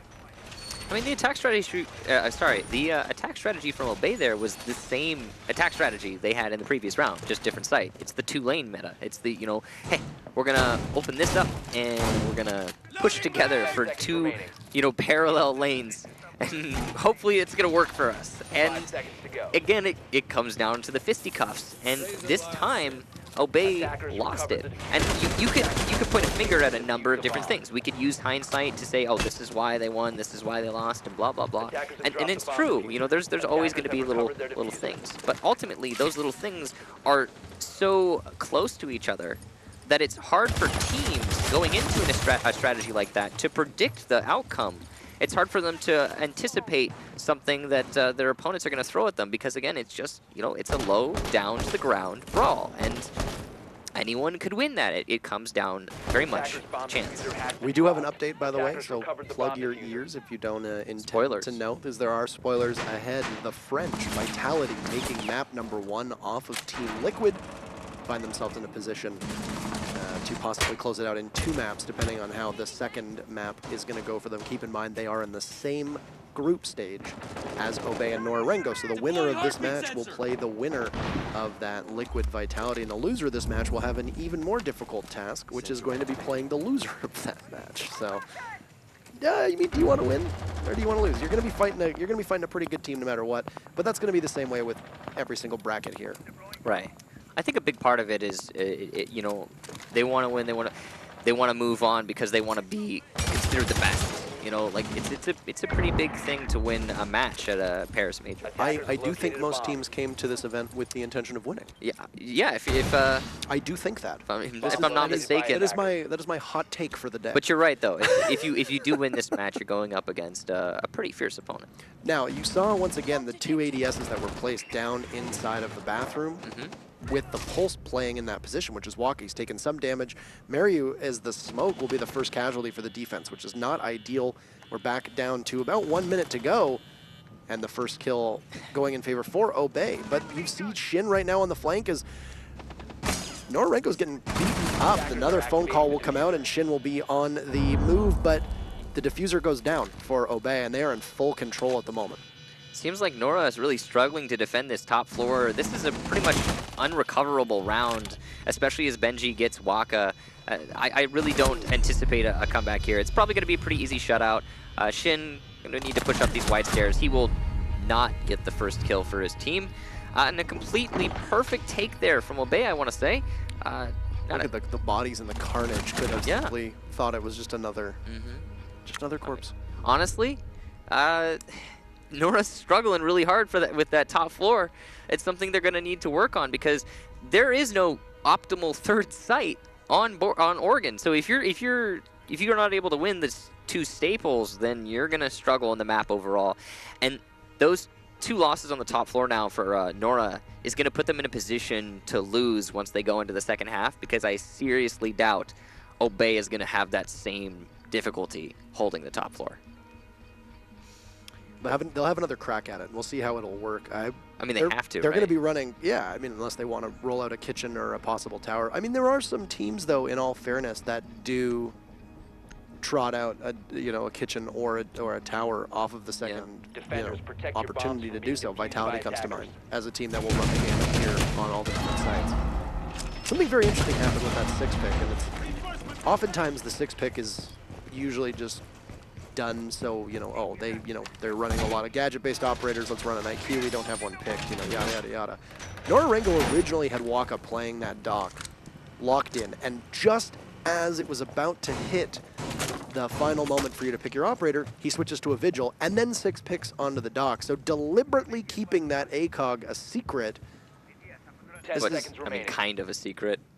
Well, they'll figure out the dock is there. I mean, at the same 5 time, seconds like, left. the dock is not going to be counter-picked. You're not going to counter-pick a dock if you True. see one. But Attackers recovered the if diffuser. he Attackers manages moving to out locate evade a the bomb and drones, defuse it. and That's why, I guess. that's why apparently he did. Waka with the spawn peek. So long, my man, the Zofia doesn't make it out of spawn. And that's my man. He'll sit in purgatory for 3 minutes until the next round pops up. Good call there, Parker, on the keeping the ACOG secret. Really knocked that one out of the park, and it was indeed Nora's intention. So, setup from Nora after getting that early kill, and I think that's not supposed to happen, but it's all right. Maryu is able to come in and save the day with his shotgun. It actually looked like a number of those shots from the Deagle were going through the same shot holes that were bullet holes that were there and Pretty hitting sure the ceiling above it. Yeah, I'm pretty sure that can happen. They changed the Deagle spread as well. That was one thing that didn't go noticed. That kind of went unnoticed was that the Deagle did receive a pretty substantial buff, and the fact that its recoil is much more manageable, its spread is a little bit tighter. Of course, it has pretty unsightly, pretty unsightly iron sights on it. Shin is going to walk down with Waka, toss a Valkyrie camera out, and Skies is here. Has a gadget that can find the Valkyrie cam, but I don't know exactly if he's suspecting a possible peek through that window of showers, but no, you can see from the silhouettes that right now Nora Rengo has fallen off. It would be interesting to see him whip out the electronics detector and get the camera right in front of him. Hopefully he will do that in time. You can see this is actually a kind of a regression here for Obey. They've stuck Skies on IQ and put him on flank watch. He's watching for the run out. That is his job. Again, it's not ideal, but he will get a kill on the JJ. Very impressive long shot there onto the Jaeger. You see, when you put Skies in a spot where he can get the kills, he will get those kills. This is how they roll Skies out on Oregon too, is that they deliberately put him on a lot of people will, I think, incorrectly refer to as, you know, similar to baiting, but in all reality, what he's doing is he's not baiting anybody out. He's just waiting and capitalizing off of good reads. Waka seeing the feet of Adam and will be able to pick away at it, but doing minimal damage. Adam, who is on the drone, will, of course, reposition himself so he doesn't have to get shot away at the ankles, and he'll see the dock, and I don't know why Waka bothered to peek that at all, but Adam, a good shot to clean that one up. Waka's been doing that a lot, actually, throughout this match. In the previous map, he did peek a lot of really puzzling, foolish yes, angles, and it cost him and thus his team quite a lot. Benji will also get Maryu, so Obey in the driver's seat here. 4 versus 2, but only 13 seconds. As Shin gets taken down, though, that's going to leave just Crazy, and Bosco shuts him out. So time on the side of the defenders, but the attackers with that manpower just going to clamp down on the round, and Obey put it at 3-1 in their favor. Oh, you see the new elite sets, by the way. I missed it. We saw it earlier on. The Zofia was running the elite or the pro, not elite sets, the pro league skins. Oh, Zofia was running the new pro league skins. I was like, we saw it on the Vigil gun as well, and there was Dokkaebi actually has a beanie with a little pom pom. I did not catch that, but I do like a pom-pommy beanie. We are currently casting it on the back of a moving van, by the way, in case you were curious. We are going on a trip. We're going to start barrel roll soon here, I'm sure. At some point. Yeah. At some point. But 3-1. Obey has looked really good. Yeah. Really, really good. And they know how to use Skies here on this position. You know, they're not running Skies in the same way that they were running Bosco on IQ. And then they're just letting the rest kind of do cleanup and you know, if needed, then Skies can do cleanup himself. I do really like, so we were talking about and critiquing Skies just being too on that flank watch and just basically a gun sitting in a corner. And he managed to, instead of just sitting on that bus throughout the entire round, he pushed over to Junk Tower window and he popped JJ. He just made an advantage for his team.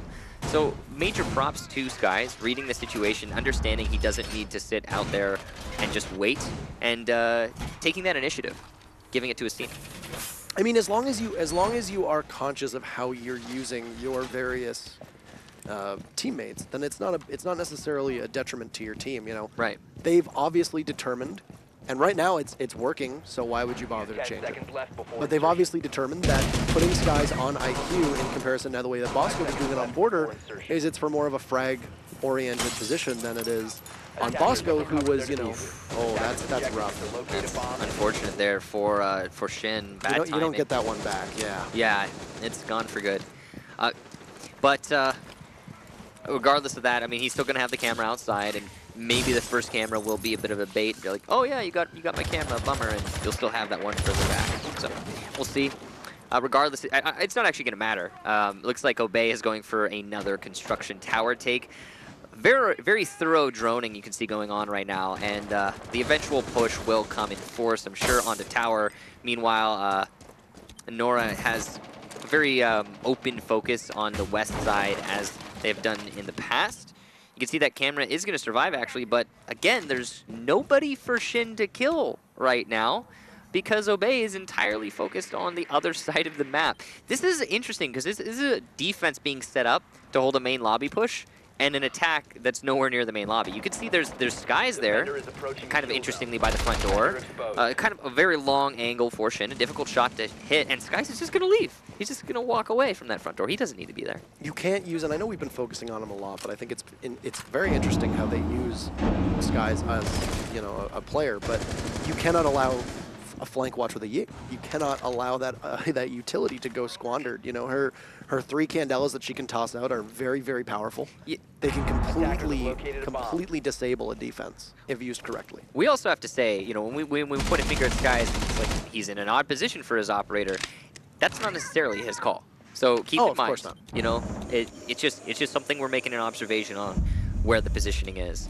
Now, all that aside, 1 minute left, so we've been saying a lot of deceptively slow rounds here, and Obey have set themselves up for that actual push, but Mario going to get the first kill onto my man. And just waiting for them to work their way in. They'll go for a reset here, but I don't think they realize that the execute is a much closer to them than they anticipate.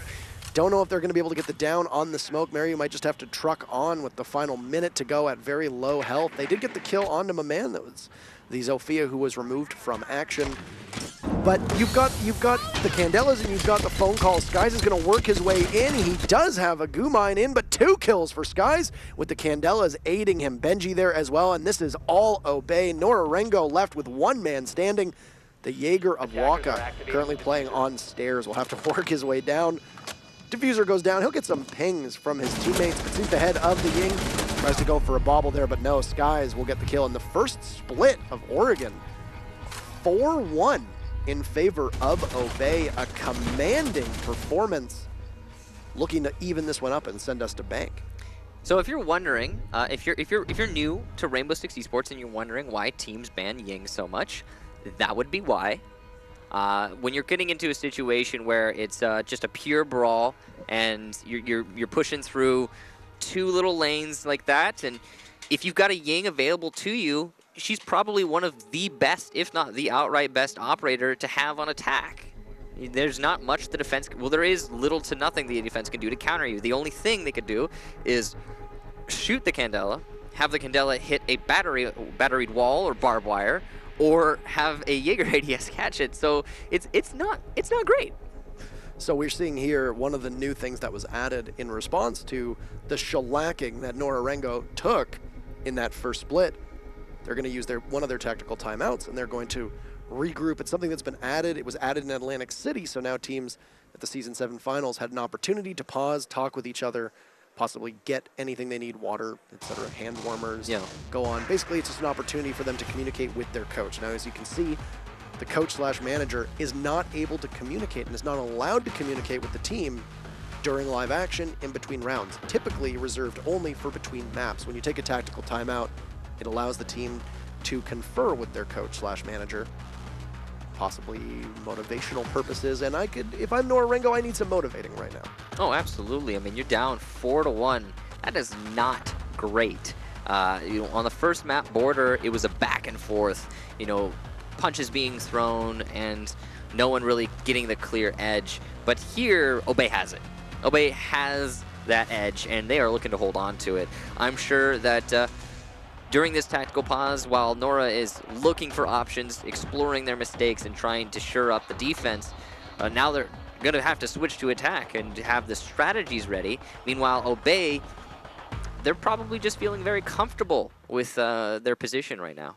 And Obey, of course, can be fearsome when they're playing on defense. They've got good roaming potential, and then, of course, the site play as well. With the Echo constantly being banned, it usually forces Benji onto other operators. We saw him playing Maestro an awful lot on Border. It looked like it was going to be the Maestro from Skies, but will now switch the next 10 seconds to Ella. So Ella, of course, an operator who once used to cause a great amount of fear into the hearts and minds of attackers. Still obviously a very powerful operator, but just rolled out and deployed differently. Of course, the way that a lot of people will play Ella is you'll lock down a certain area and focus on guarding that, you know, with the Gizmot mines, and then, of course, that Scorpion being able to take multiple attackers at close range. And that's really like the name of the game with the Ella. It's the close range. Sky's good at gauging his fights, really be able to know the distance that he can and cannot fight people in, and we'll see him, I'm sure, utilize Ella properly. Meanwhile, the rest of the setup, you can tell it's going to be upstairs, which is a little bit different. You have, though, on Nora, a lot of disruption. You could see you've got JJ on that Ying, which, again, an operator left unbanned, going to aid the attack quite a lot. You've got the Dokabi coming out as well. You got to imagine, even the grenades from Sledge, you got to imagine this is going to be a west window push. You know, stack up on west window, throw in some smokes, throw in the Candelas, throw in the nades, and just absolute destruction, and a total like assault on the west window. You could also do that through Master. I mean, whatever the case be, it's going to be a hard rush. It did look like it had the makings of a construction rush. Had it been downstairs at the bomb site, been in laundry supply room downstairs. Could have been. You got a Ying, you got a Dokabi, you got a Sledge. Sledge obviously seeing a lot of play on construction rushes as long as you've got at least one soft wall in around bunker to possibly push in. Typically, I would say if you're going to go for construction rush, you're going to bring a thermite too. As well, yeah. But Nora hasn't been favoring the thermite. Even on Border of all maps, they choose to bring Hibana typically. I think they only brought a thermite 2, maybe 3 times at most, if I recall correctly. Skies playing in the back tower will get a punch hole into the window and then go for a couple shots onto the roof. Will not find his intended target, will soak up some damage before scampering off, losing about half of his life in the process. Not exactly ideal for you to use an Ella at such a distance. Of course, the recoil on that Scorpion makes taking long fights kind of uncomfortable. Come on, guys, I was just talking about how good you are at gauging those fights. But no, he is playing a very long angle. Over in tower, you're right, it's not the best spot. He has rotated, though, very wise, over to kitchen. Interesting use of the Candelas all the way into dorms, and it doesn't look like there's actually anyone holding this. Nobody. Crazy gets 2, Waka gets another. What is happening right now? Obey trying to retake into the site. Waka gets his second of this round, a third with the pistol downstairs. What? Too many roamers for Obey, an easy read for Nora, and a complete collapse onto the top floor. We have not seen Nora play like that once this entire map. I'm perplexed that there was nobody playing in dorms. Either they fell out, but they're, you know, you saw Crazy and JJ both worked their way in through dorms, the small dorms, repelling in the window, tossed the Candelas. The way that the ADS was positioned over by the door didn't catch at least 1 or 2 of those Candelas. They had full site control. As you mentioned, too many roamers, but that's not that unorthodox. We saw lots of teams that will defend down in kitchen or defend down in bathroom, but what do they have that Obey didn't have access to when you're playing from below? A C4. If you're going to be playing below, you're going to be doing it likely with a Pulse or a Valkyrie. We've seen teams do it with Mute, even though that's quite rare. If you want to play underneath the site, you do it armed with explosives, so that if they take control of Kid Storms, you can stop that plant. Now, at the same time, 1C4 is not going to exactly be able to stop the trampling that just happened, and that was Nora Rengo's best round by a country mile, but that also looked like one of Obey's worst rounds. I don't know what Obey was trying to do exactly. That roam game was way too loose and disconnected, and they just droned out the site's ours for the taking. Yeah, and I want to say that's the power of a timeout, right? A tactical pause, to call a strategy and clearly coordinate it. But at the same time, that could have also, just as you say, it could just be, hey, they're not holding sight. Yeah. I mean, I say that, but then the Candelas come out regardless in dorms. So I don't want to. I don't think it was a call. I can't really. Obviously, we can't know. Only Nora Rengo knows. But regardless, a good execution, and now Obey gonna choose to go downstairs after that failure upstairs. They just absolutely crushed them. But take a look at this. I had suspected that this might be a construction rush style of deal. Everybody from Nora Rengo spawning on over by construction, but they're focusing a lot on tower, which isn't really outside of the ordinary. The only member of NR that is not is Waka, who is currently all on his lonesome. And of course, if you're entering as Ashe, you can conceivably entry as Ashe solo, especially the way Waka has played previously. Though, I will say, his penchant for peeking every single thing, not sure why it's happening. Crazy Papillon will get kill number 1 onto Benji. The Maestro will be killed on the backstairs. My man will send out a C4. That's some airmail. Will not be caught at all. He will get back to site as he utilizes the drop hatch that is in the meeting hall that is quite conveniently opened up. These mute jammers could possibly be a great headache, depending on how Nora responds. They don't have a Thatcher on the board, the SAS operator that they did have with Sledge, but Adam, as the Jaeger, will lose almost all of his HP playing inside a meeting, but will be rewarded with the kill. He'll now tussle with Waka through the main door. I think he realizes with so little health, you can at least try to take somebody down with you in the process, but we'll get nothing as Mariu is able to eliminate Adam. I like that Waka opening up the doorway without opening up the doorway. If you didn't know, bullets and melee damage onto barricades don't really stack perfectly. So, yeah, good read there from Waka, and that's going to allow him to get in without being too loud. However, there is still a Skies at the bottom of the main stairs holding firm, and he's dead focused on this. With the shotgun, it's pretty much an unlosable fight for Skies. He would have to miss pretty drastically. He's going to hear that reload from Waka, and this is just a bit of a standoff. Skies perfectly playing this. He's got his ADSs, he's got his mute jammer, he cannot be droned out, he has every advantage, and he's got to hold to the flank from a man. Because if he doesn't, it's going to cost his team a lot. Not on the jammer, though, and the phone call is going to give away his position. Oh, he misses, and 2 for Waka! What a flank! Bosco shuts him down, though. Mariu gonna get that final kill, and a perfect play from Nora Rengo, and timing is really the name of the game there. They handled it spot on. What a position. And once again, we see that Hibana coming out from Nora Rengo with the Supernova. So we do have the shotgun available on Hibana, foregoing the Type 89, which, of course, has a bit of a small magazine. Some people have said that it doesn't feel like a consistent weapon. I think that, personally, it's fine. But we know that the way that Nora Rengo usually likes to use that Supernova on Hibana is to open up angles so that the XKROS can then be used from a possible greater distance away. I wonder how effective a Supernova is on Oregon, though, because it doesn't seem like on most sites there's a wealth of destructibility that you need to get to or get through before you can get to the reinforcements. I mean, I'm thinking about good maps for that setup in Consulate on Z. Possibly Border. Yeah, Border. But even on Border, I don't believe they were running the Supernova, so it's... Yeah, it's a little bit weird. It is a little bit weird. However, Nora Rengo has now put together 2 very commanding rounds back-to-back, and this gap that was a 4-1 has narrowed quite significantly. Yeah, it looks like Nora has finally woken up on Oregon. Clearly their attacks are the favored. I mean, they're not very comfortable, I guess, on defense, and now that they have these strategies that are... Again, I want to say this is the power of the timeout, because it seems like they're much more in tune with each other and what they're trying to accomplish. Absolutely. The first round, in all fairness, the first round of this half, I have to say, was more of a blunder from Obey than I think it was a real strength from Nora Rengo. That was when Obey had completely vacated the site and Nora Rengo just worked their way in. You got to give credit to Nora Rengo for reading that and reacting accordingly.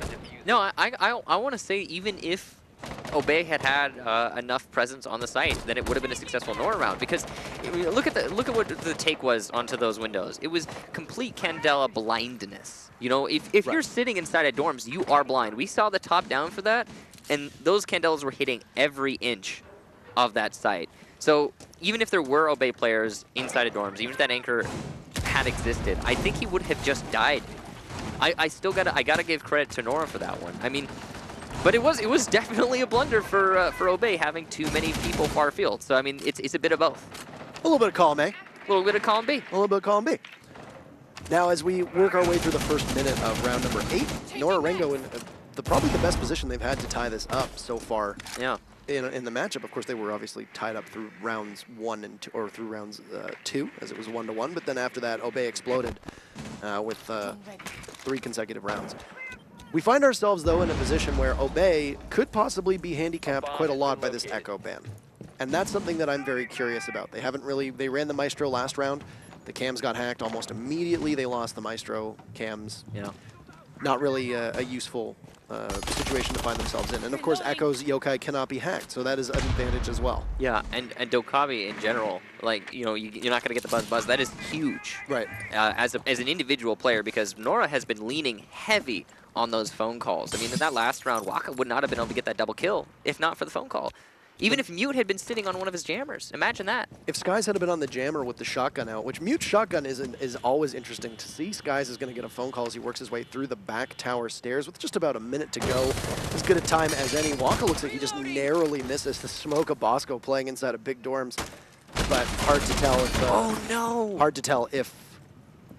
Nobody took any damage there at all. For the record. Yeah. Complete miss from both Shin and Skies will miss one another, but that will at least preoccupy the Dokkaebi. Right now, situated by the window into tower. Candelas will be going off, though. JJ works his way in. He's going to be taking a lot of damage from the smoke. He'll have to hop back out. That could have possibly been a successful push, but Mario will go down. Skies now trades that one off as Bosco is eliminated earlier on. Benji working his way through white stairs. You see some damage. He'll finish one off. That's JJ. So long. And Crazy now eliminating Adam. So they're tying each other off. Waka will sprint right in. He'll take out Benji, and only 2 left for Obey right now. But big question mark. Skies is here to possibly greet one. They go for a trade, but Skies can't land all the shots. Crazy Papillon down. My man almost eliminated. They'll need to grab that diffuser. Waka picks it up, and will have to push in towards the site. But Shin, a big double kill out of nowhere to tie this up. Nora Rengo right now, very much alive, still in this, and Obey is letting their lead slip away. What a weird round. That was a very, okay, let's break it down. We had a lot of roamers from Obey. As is tradition. As is tradition. We had Skies all the way over in tower, but when he went for the peak, he could not land his shots because he did not fully commit to that engagement. Instead of trying to take the fight, he kind of half committed. That's how I'll say that. And that really can't work on when you're peeking out of tower. You're taking a gamble. Either A, they're watching for that flank and you're dead, or B, they're not watching for that flank and you get a kill, or C, I guess, there's nobody there and you move on with your life. But if you break it and then kind of peek into it but don't really, you don't give yourself ample opportunity to get the kill, and then you're just basically wasting time at that point, which is fine. You're a defender, you're able to do that, but you also give away the fact that you are in tower. And that means the anchors are going to be light, which will prompt, and it did prompt, Nora to get a little bit more aggressive on the site. You saw the Ying forcing his way in through the window. You saw the Habana just walk in through the main hallway and get a kill. I mean, these little things, they add up, and they again, you're giving out information when you make a play like that and you don't see any reward. It's just a little bit of a cascade, but it ultimately resulted in Obey's loss there. So we find Obey now having taken their foot off of that gas pedal for just a second, possibly, and have completely let this slip away from them. A crushing blow would be if Nora Rengo able to take this round. Of course, it won't be the end. This could be the penultimate round. We could possibly see Nora Rengo go through this 2-0. Yep. But if I'm Obey, I know it's not technically a must-win, but I'm looking at this round as a must-win. Because if you're not taking this, you've lost all your momentum. You've allowed Nora Rengo to take 4 rounds in a row. It actually looked like Waka had missed for a second there as he tried to get the Ash charge through the barricade, but no, it will land quite successfully at the feet of Maman, the Ella playing inside a generator. He'll fall off. He'll retreat into small dorms with Bosco playing in there too. So this is really good control for JJ. he's not going to be pressuring from the windows like last time, so a clear change on the strategy for Nora. But having Armory means he cuts off the rotation from Skies until Attic late. He does still have one of his castle barricades, interestingly. I'm not sure what the plan is there. And he's going to be able to apply some pressure to the Armory hallway through that window, or not. Or he can just go downstairs. Either way, a dynamic position to play, and I think that's definitely the right call from Skies here to move downstairs instead of trying to push up. As it is being held. Adam with a kill onto Waka. So there goes the Ash. This is one of the fastest rounds we've seen so far in the entire match. I mean, we've been seeing actually a lot of that recently from Nora. They've been really getting aggressive, and it's usually worked out for them, but so far here, it's actually going the opposite direction. And this is the way they've been using Waka and Nora Rengo, is that he will often be spawning on his own. He'll come in, he'll do some solo entry, and then he'll meet up with his team and possibly get a kill or 2 or 3 or however many he wants to get. He's been much more restrained on attack than he has been on defense. I know that you pointed out that he was being a bit too aggressive and just peeking things he didn't really need to peek.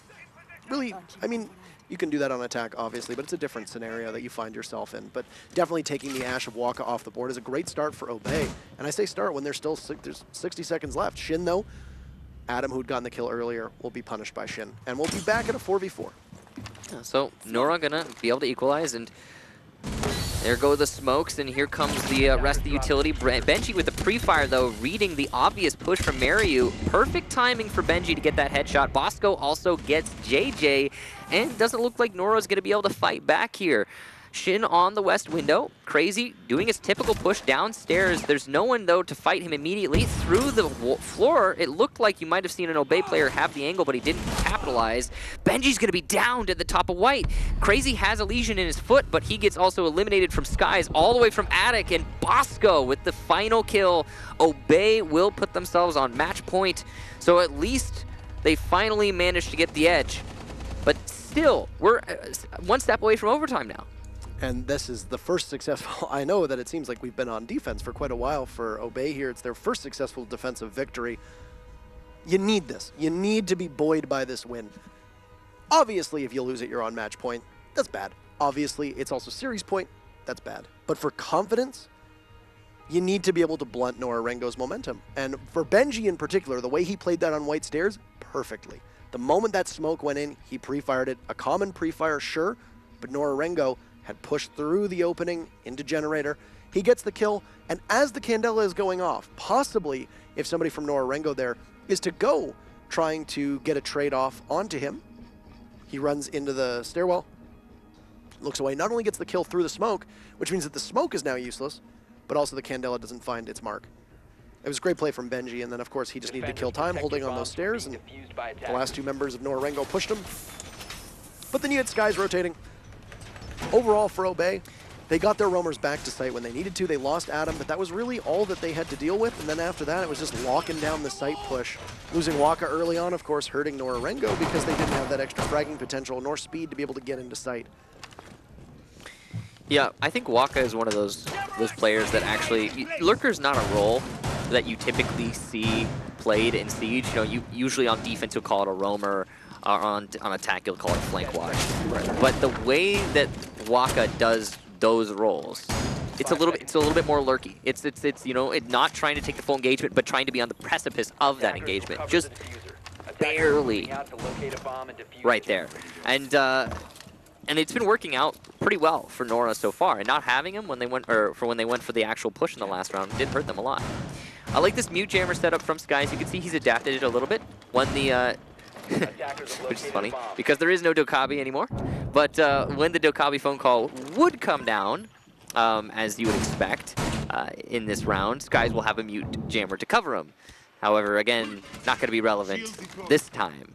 Of course, he doesn't know that. It's very reasonable to assume that Dokkaebi will be 6-picked into. She's a very powerful operator. Interesting that Nora, on that note, interesting that Nora hasn't chosen to bring her. They're running the Jackal instead. The first time that we've seen Jackal between these 2 teams, we'll probably see him if we go to Bank. We will probably see him a fair amount, as he is quite popular on that map. But yeah, a Jackal being run obviously for the smokes. You have the secondary shotgun if need be. But Jackal's ability, I mean, yeah, is that a direct response to how the roamers were able to get back to site with relative impunity in the last round? Because, I mean, Oregon's not really a map where you need a Jackal. It's very possible. that they're just worried about those potential flanks. And I think it's rightfully so. You can see Obey has roamers right now stacked up. I mean, looks like it's just Adam, actually.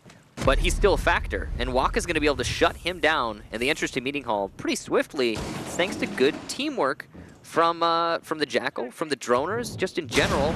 And now Nora has not only top 4 control, but they also have gotten themselves an early kill, relatively easy. And I say early, we're halfway through the round now. So this is a little bit of a divert back to the olden attacks that we've been seeing a lot of in this match, which is just slow. Last time around, they basically traded off Adam for Waka in the previous round, and about a minute of the clock, too. This time around, they traded Adam for about a minute of time, but nobody from Nora Rengo. But we are in the stages of an execute. As you can see, the smoke get tossed in from Shin. He's just kind of waiting at the moment to see exactly where they're going to go. The smoke's being reciprocated from Bosco, and we'll see another smoke grenade waiting to get primed through a hatch inside of Meeting. On the line right now is match point for Obey. Candelas will signal the entry push, and that's JJ coming in, but Benji is there to greet him. Oh. And LMG will just tear right through. 30 seconds to go, and now Skies, as well as Benji, will double up by the closet wall. No push down white stairs at all. Waka, though, will get one, but Benji just playing around that deployable shield. A good position for him to be in. Maman inside of the B site, just waiting to see. There's one prone. Skies will walk right in. I don't know if he got the down. A big kill from Skies. 2 from Skies. It'll be a 2v1. It's going to be Benji versus Mariu, as Skies has been down.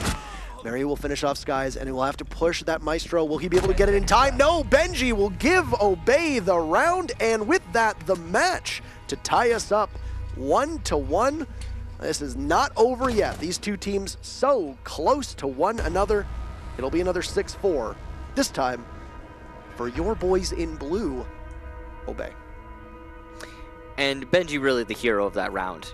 Gotta hand it to him. Getting the kill through the hallway, through smoke, through Candelas, knowing his position well, and using that LMG well.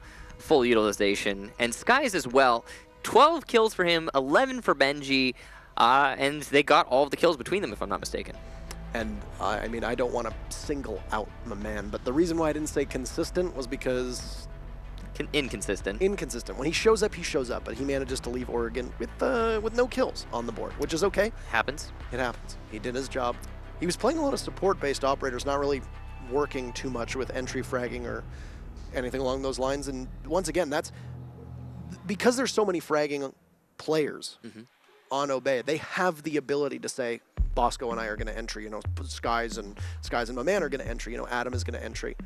And even though Benji plays the more support-oriented operators, and he's going to be the one doing a lot of the droning and getting the calls for you, still managed to put up 11 kills. That's very impressive.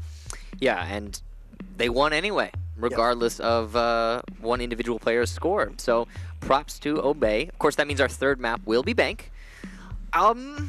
Bank is going to be an interesting one, I guess. I'm intrigued to see what happens, because it seems like a map that would fit Nora Rengo's playstyle quite well, but we know that Obey is somewhat comfortable on Bank as well. Yeah, I mean, let's take a look at the highlights for the match we just witnessed. Oregon, some really great kills from both teams, really. This is a close matchup. I think one that could go either way when we get to that final map. That's for sure.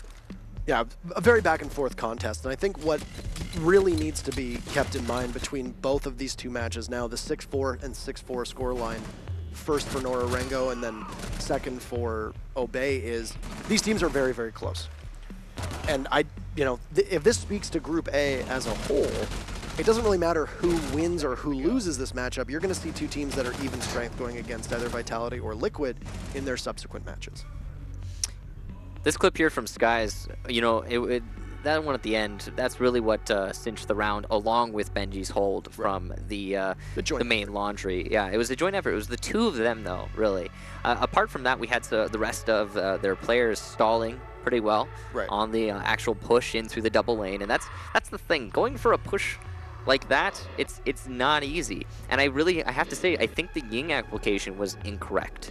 If I'm gonna point a finger at why Nora lost that last round and thus the match, it's because they put their Ying to pushing hallway, which was fortified from Benji with the shield, and there were a lot of soft targets, a lot of easy kills potentially over by box and by closet. Just again, Poor application of that again. It assuredly droned out that there was a shield in that hallway. They'd assuredly droned out that there was a Maestro playing there, probably with a Maestro camera looking down that hallway. It's a very narrow lane for you to push into. And an LMG. And you've got an LMG just blind firing into the 2 smoke grenades that they used from Jackal. Yeah. Poor application, not just of the Candelas, but all the utility that we saw. And then, of course, all the repeated drops from the hatch just really dropping to their death. Anywho, we have Bank waiting for you in a couple minutes. First and foremost, a break. So go stretch your legs. We'll be back in just a couple minutes.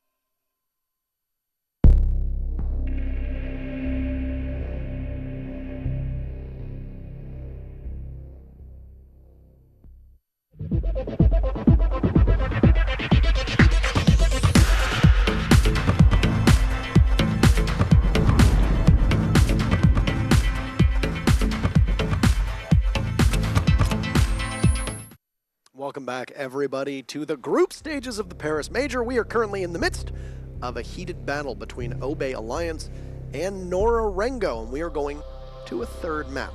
Yeah, I think a lot of people going into this would have anticipated it being a little bit more in favor of one team or another. There's a lot of uncertainty on which team that would be. Right. But, you know, Nora's a bit of an X factor, or a dark horse, I think is the best way I would describe them, because they've been doing better and better each LAN event they've been playing at.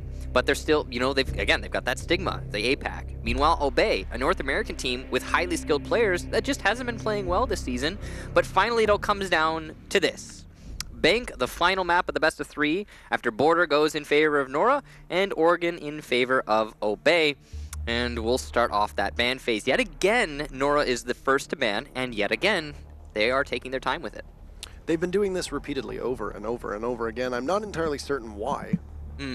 That hesitation in order to, you know, take out counter-banning attacking operators. They haven't really been taking that long with the defensive operators. It's been Echo ban both times. Is this going to be another Lion ban for Nora Rengo? No, they're actually going to ban out Jackal. Interesting. So I said at the tail end of Oregon, we're probably going to be seeing a lot more Jackal on Bank. How wrong I was. So this is actually a really big ban, as you were just talking about. Jackal is a very powerful operator on Bank specifically because of how massive it is as a map and how much roaming potential there is. Might be the biggest map in the map pool. If we're talking about just square footage, I want to say yes, it's up there. It's, you know, it's in the 1 to 3 slot, right?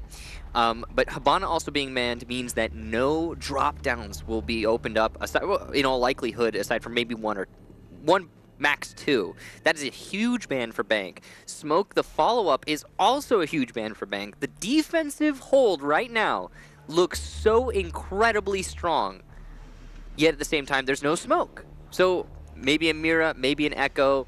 You're going to see probably one or the other here banned by Nora. But these bans from Obey, I think, are even more influential. So Echo and his 2 Yokai drones will not be allowed to play. They'll be sent on timeout for the entire matchup. No smoke and no Echo for the defense. That is really something. This is a, yeah, like I said, this is a really odd ban phase. The biggest one, though, is the Habana. You know, you're looking at no smoke and no Echo, that's crazy. No Jackal, that's huge for this map. But Habana is even bigger for this map because when you're attacking the basement, you've got 2 Thermite charges now, max. And I almost guarantee Thermite will be played every single round. But you need one of those Thermite charges usually to open up the server wall. Not always. Some teams, instead of reinforcing the server wall, will open it up with a shotgun and make it kind of difficult for you to you know, get it open if you don't have a soft destructor. Of course, Obey's going to keep that into account with Sledge, so good on them to have everything locked up. But the big thing here is drop downs are not going to be opened up. Another thing that's crazy about that, actually, Obey did Obey did it to themselves. They're going on to attack. They banned Habana. This is just weird. It's a very peculiar ban phase, especially with them banning a smoke, knowing how proficient Bosco is on smoke. Yeah. Dude, on that note, Bosco has been hitting. Did you just call me dude? I mean, I'm sorry, I got a little excited. Please continue your excitement. Bosco has been ruthlessly efficient on smoke today. Yes. Yeah, he has, every time we see someone from Nora popping off and shredding Obey players, Bosco's just there to say, no. No, sorry, you're done now. Die. And he's been hitting his shots. So yeah, kind of an odd ban there for Obey. The Habana one, though, again, I just keep coming back to that. Playing Bank without Habana is like playing Border without Thermite.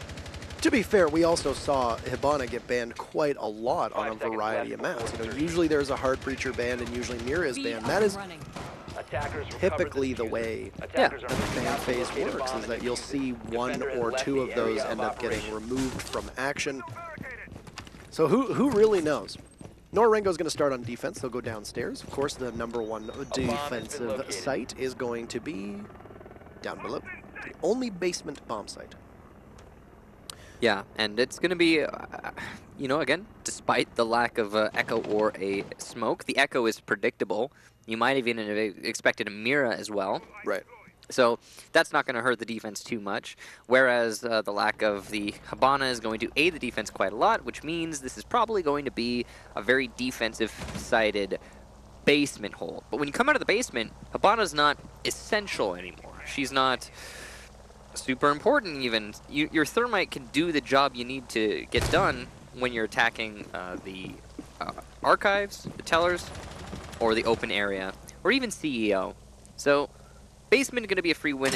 Should be, at least, for all the defensive rounds, but the rest of them are going to be a little bit more even. You got the Ella playing right now inside of Archives with a minute being exhausted into this round. It's an advantageous place for an Ella, of course, to be.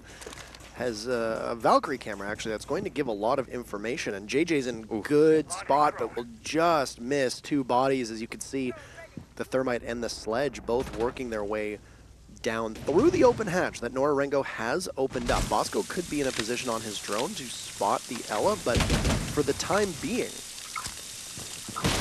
we'll see what happens. Interesting that we don't have a Mira. She's not banned, but there will be no Mira played at all. Benji will dispatch JJ as the Ella tries to get back to site. Both Dokkaebi phone calls as well as the Lions EE1D. But here is Shin in a position. He'll get 1 kill, but the diffuser will go down. He'll go for a second heavy damage, but not enough to fell the Thermite. Adam looks like he might have exactly 1 HP left. The Vigil right now sitting in a position on a Skylight stairwell through the open hatch. Adam, who literally does have just 1 HP, will finally find his death at the hands of Crazy Papillon. But my man from above can potentially watch that diffuser, but it's walking Mario and Nora Rengo with a great post-plant take. 3 of them still left. They'll grab that diffuser, and Nora Rengo will take round number 1. I gotta say, Defenders win. Nora should not have allowed that diffuse plant to happen in the first place. That was a huge mistake there. Bad C4 placement, bad flank timing. You know, it was all over the place from Nora. But when it came down to that actual retake itself, they made it work for them quite well.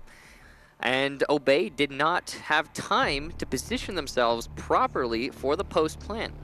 I also got to say that was the only strategy. Okay, so here's the big thing. Because there's no Hibana, I know I keep coming back to this, but because there's no Hibana, you have 2 real options when attacking the basement. You can either come from the main lobby, open up the teller's drop and maybe the elevator drop, and try to go for a vault take, which is exceedingly difficult, or you can go for server and maybe open up 1 drop down or no drop downs and go for a pure and simple server take. And that is usually where teams will lean because it's a lot more feasible. It's much more in the meta, but it also makes you extremely predictable. And Nora, using that predictability, was able to figure out, oh yeah, we're just going to be dealing with a bit of a funnel situation, and all we need to do is apply pressure at the right position and get the kills on the retake. Though again, I keep coming back to the fact that they shouldn't have allowed the plant to happen in the first place. They didn't have a mirror there. I don't know how much intel they were being fed either. Now, I did say very, very quickly before the diffuser did go down, it's unusual to see somebody play that site without a mirror available, especially now that mirror is unbanned. You'd think it would be almost a certainty.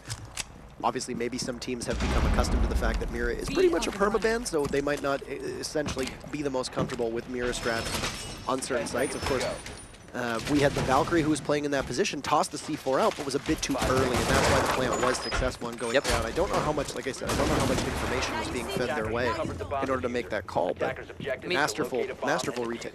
If we're using the defense of, you know, they didn't have a Mira, then they couldn't see the diffuse plant. Then it comes back to, well, they could have had a Mira. that was their decision. They also could have had a pulse. You know, like there are a lot of options there to gather the info, and ultimately, yeah.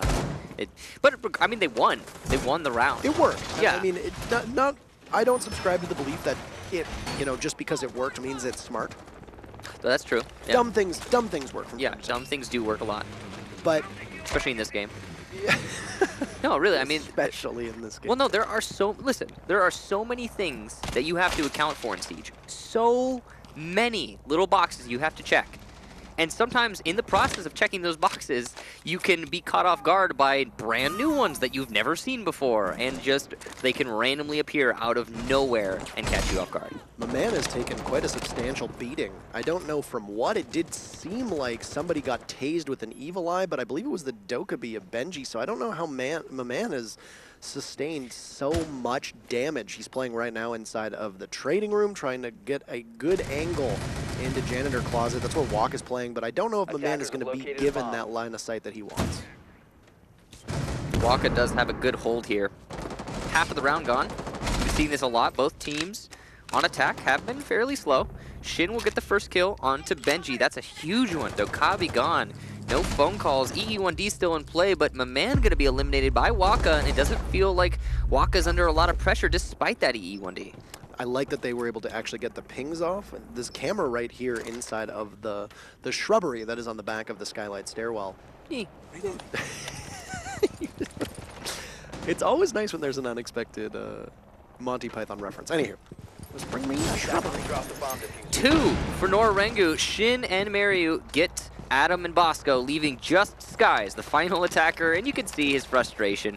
He knows the round is all but over. Only 50 seconds remain, and he's going to force himself down into server, which, there's no one holding this, so he will get control. His foot in the door, but he's going to have to ace. It would be one of the best aces we'd ever seen, or we would have ever seen in Pro League for him to pull this off. 35 seconds, doesn't have the diffuser either. It's a very tall task. He's going to have to deal with the fact that there's still a Valkyrie camera there. He'll pull out the SMG-11 as it's a bit better at the close range engagement than the L85 that he has.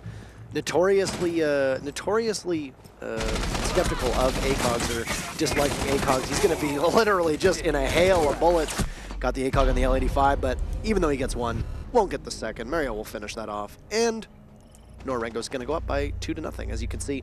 That's what happens. You mentioned an ace clutch here, but what a shot. Yeah. That's all they really need. You've got 5 bodies. You just hold your angles and make him have to contest those angles. It's very difficult.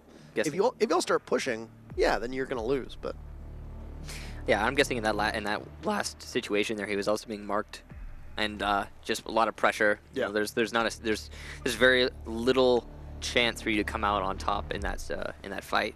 Nora now 2-0 on this final map. They have looked pretty decisive on Bank. It seems to be where they seem to have made their home, and that's really what that's the most important thing, right? You're on the final map of the series. You want to be comfortable here. Now, Twitch going to be picked onto by Skies instead of a Sledge. Obviously, this is to counter the Mira play, and Nora doesn't look like they're going to use their 6 pick, at least not yet, and they'll keep Mira in play, which means the Twitch will be able to counter those windows. Going onto the top floor, this is actually really big. So, attackers need to locate on the top floor, a Mira window was usually going to be put in Meeting Hall, facing towards storage or janitor, as it can be called. And you can also put it in a number of other places. Meeting Hall facing towards the main hallway. You know, you got your choices. Now, if they get opened up, you lose pretty much your primary anchor position on this top floor. And once that's lost, it becomes exceedingly difficult to hold the floor, if not by just pure fragging power. And as we've talked about before, when it comes down to the pure fragging power, Obey has an edge. So, if the Twitch is able to get those mirror windows open, Nora could be put in a bit of a corner, and could be hard for them. The one thing we've always found about CEO is that typically one of 2 things happen. Either the push is very, very quickly, and you completely lose control early, or you bleed them out, and it's an absolute slugfest until the end of the round. There's really no in between. You don't often see their, crazy Papillon getting very close before he ducked down there to almost losing his head as the Mira doing some final touch-ups. As Waka now going to be playing on a more support-oriented role on that Mira. So we'll see how quickly they're going to be able to get this wall. If they can take control of CEO very quickly, maybe put somebody up on those windows, that's a big power play for Obey Alliance. They'll be in a really good position. There's a lot of discomfort that it will provide the defense on where they can stand, and that's one of the main criticisms of this site, is that if it gets opened up, you don't really have any recourse. There's nowhere you can go. The whole floor is, of course, destructible as well. Given the fact that we're seeing the first EE1D get burned so quickly on, I would imagine that they're going to take full advantage of that and get the wall. That's exactly what they'll do. A pre-fire from the Lion, the thermite charge, successful, and they managed to open up one of the walls into CEO. Give them a huge sightline. That was very fast in the round, and oh, here comes the Twitch drone. Skies will get both of the mirror windows, and now, like we talked about, the main anchor position for Nora is completely thwarted, which means that they will have to rely on pure fragging power. Now, Mario does get Bosco, so this is the fragging power we were talking about. Maman will re-frag onto Waka immediately, though. So, not all is lost for Obey. They don't have their EE1Ds anymore, but oh, whoa, look at this position from JJ. That's going to be super important for holding the main hallway. This is exactly what we saw at SK Gaming, running a strategy like that, but it doesn't seem like it's going to matter all that much. Benji and Skies will pick up one apiece, leaving it in a 4v2, and Obey Alliance in a position where they outnumber their opponents quite substantially. We'll see what Crazy and Mario can do, and that ACOG is going to be put to work. It's going to take out my man, and the gap will narrow, but still a 3v2. Very difficult for the Rook as he's going to blind fire in, but Crazy is there now, and this is a very winnable position if I'm Nora Rengo. Diffuser goes down, phone calls will go out, and we're going to hit about a quarter of the way through. They're in a position where they could start to defuse if Mario can get coverage on the window. But Crazy Papillon will not get the coverage he needs. Mario very low on HP. Just waiting to see the head of the Dokkaebi, but can't quite get it. He'll have to bait the defuse, but now Skies in position to strike. Benji will go for a couple shots, and Skies is there to have his teammates back. Does great work to take out both the mirror windows, and then finishes off the round. Obey Alliance will get there first.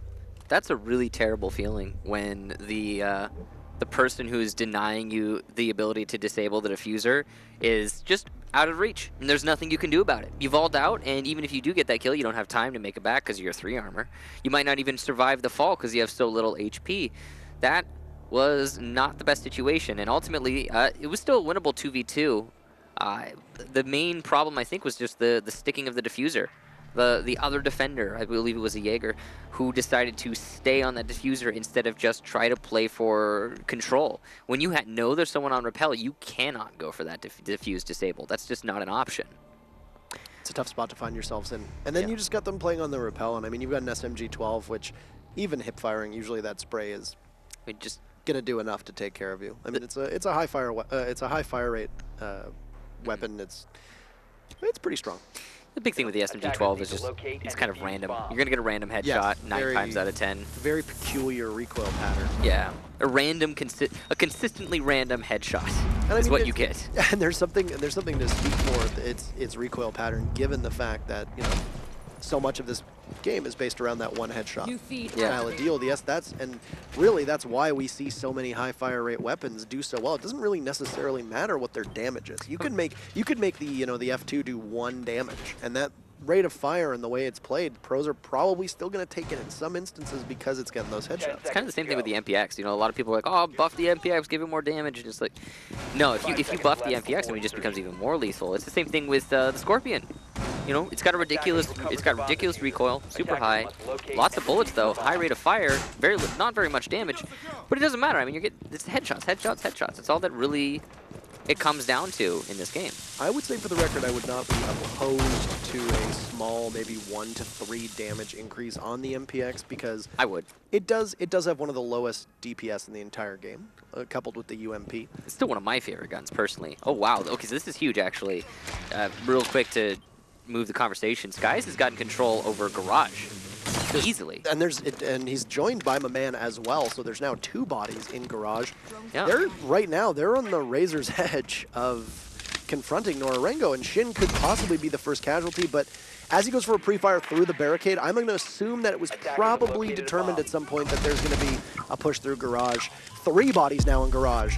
Dokkaebi, phone call, and a Lion Ring will go out. Skies just sprints right in, but no, my man with the team kill. Skies will take out Crazy Papillon, so it's a 4v4. Shin will reciprocate, but 2 bodies stacked right up. Skies is there. He'll get down by JJ, who'll get another. And what just happened in front of us? Nora Rengo pushes back against the tides of Obey.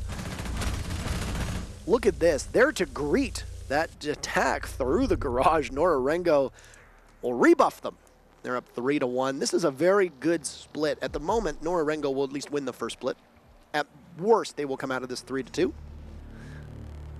I gotta say, that last round, you know, it's weird because everything seems to always revolve around Skies. I feel like we talk about him a lot, but you know, whether he's doing well or poor, it always comes back to him. Right. But in that round, the only one who seemed to be on the right page with the strategy, with the execution from Obey, was Skies. He seemed to be the only one actually understanding what they were trying to accomplish. Maybe all those players sitting in Garage, they were just trying to hold for the defuse plant. I get that idea, but ultimately that's not what was necessary in that moment. What really needed to happen was establish control over Red Hall, establish control over Vault, like establish control over the A site, you know, deny the retake, and allow for that defuse plan in the first place. They were set up for the post plan, and it wasn't even, the diffuser wasn't down. It hadn't happened yet, so a little bit getting a little bit ahead of themselves there from Obey. Skies, though, almost making it work for his team, really shredding through, like a hot knife through butter. It just wasn't enough, though, because Nora responded fast, and they responded well. So we'll see what Nora Rengo can put together on round number 5. This is going to be the final map of the first half before we switch sides. How crucial is this round for Nora Rengo? They take this one 4-1, they emerge. How big is this for them? And I say this because Obey took Oregon 4-1 and then saw it slip away. Maybe not the most important, obviously, but what's your take on Bank and the way that these two teams are playing? In particular, I think on Oregon, there was a lot of sloppiness that we saw, which was leading to those swings, but Bank has looked pretty succinct. Well, I'm going to come back to this.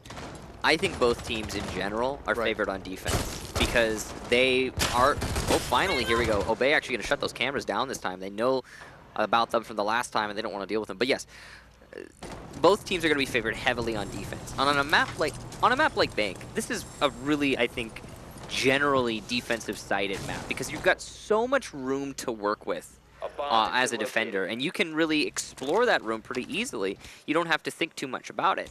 Meanwhile, the attackers have to cut through a jungle of various different defensive setups. So there's a lot they have to think about. Oh no, a little bit of mistake there. The Evil Eye will survive the lifeline, and my man will finally shut it down though. Anyway, Nora is going to be favored heavily on defense. They need to get this 4-1, in my opinion. If they don't get the 4-1, if this goes to 3-2, Obey very easily could come back. We'll have to see. I mean, I think you're absolutely right. The Oregon, though, was a very much attacker-sided matchup. There's only 3 defensive victories in it whatsoever. Already, Nora Rengo has the same amount of defensive victories as both teams did on Oregon. So it just goes to show you how wide a swing this has been.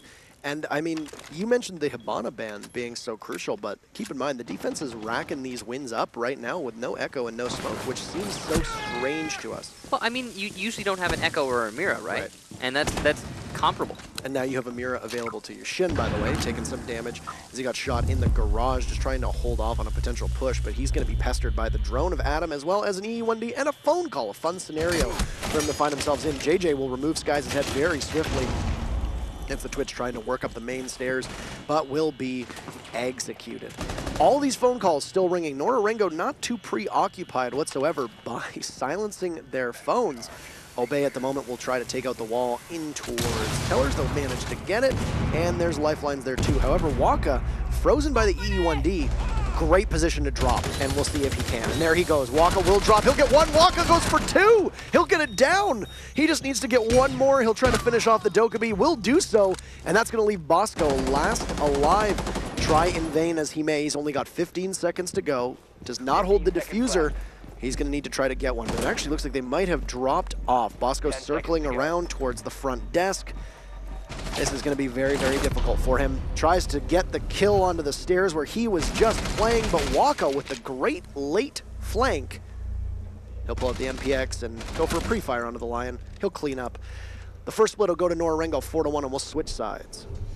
So 4-1, that's about as good as it can get. 5-1, of course, being better, but Nora 5-1. Or 5-0. Rounds, Michael. What was I getting at? So 4-1. I'm sorry, I totally derailed you. No, it's okay. I mean, I messed it up.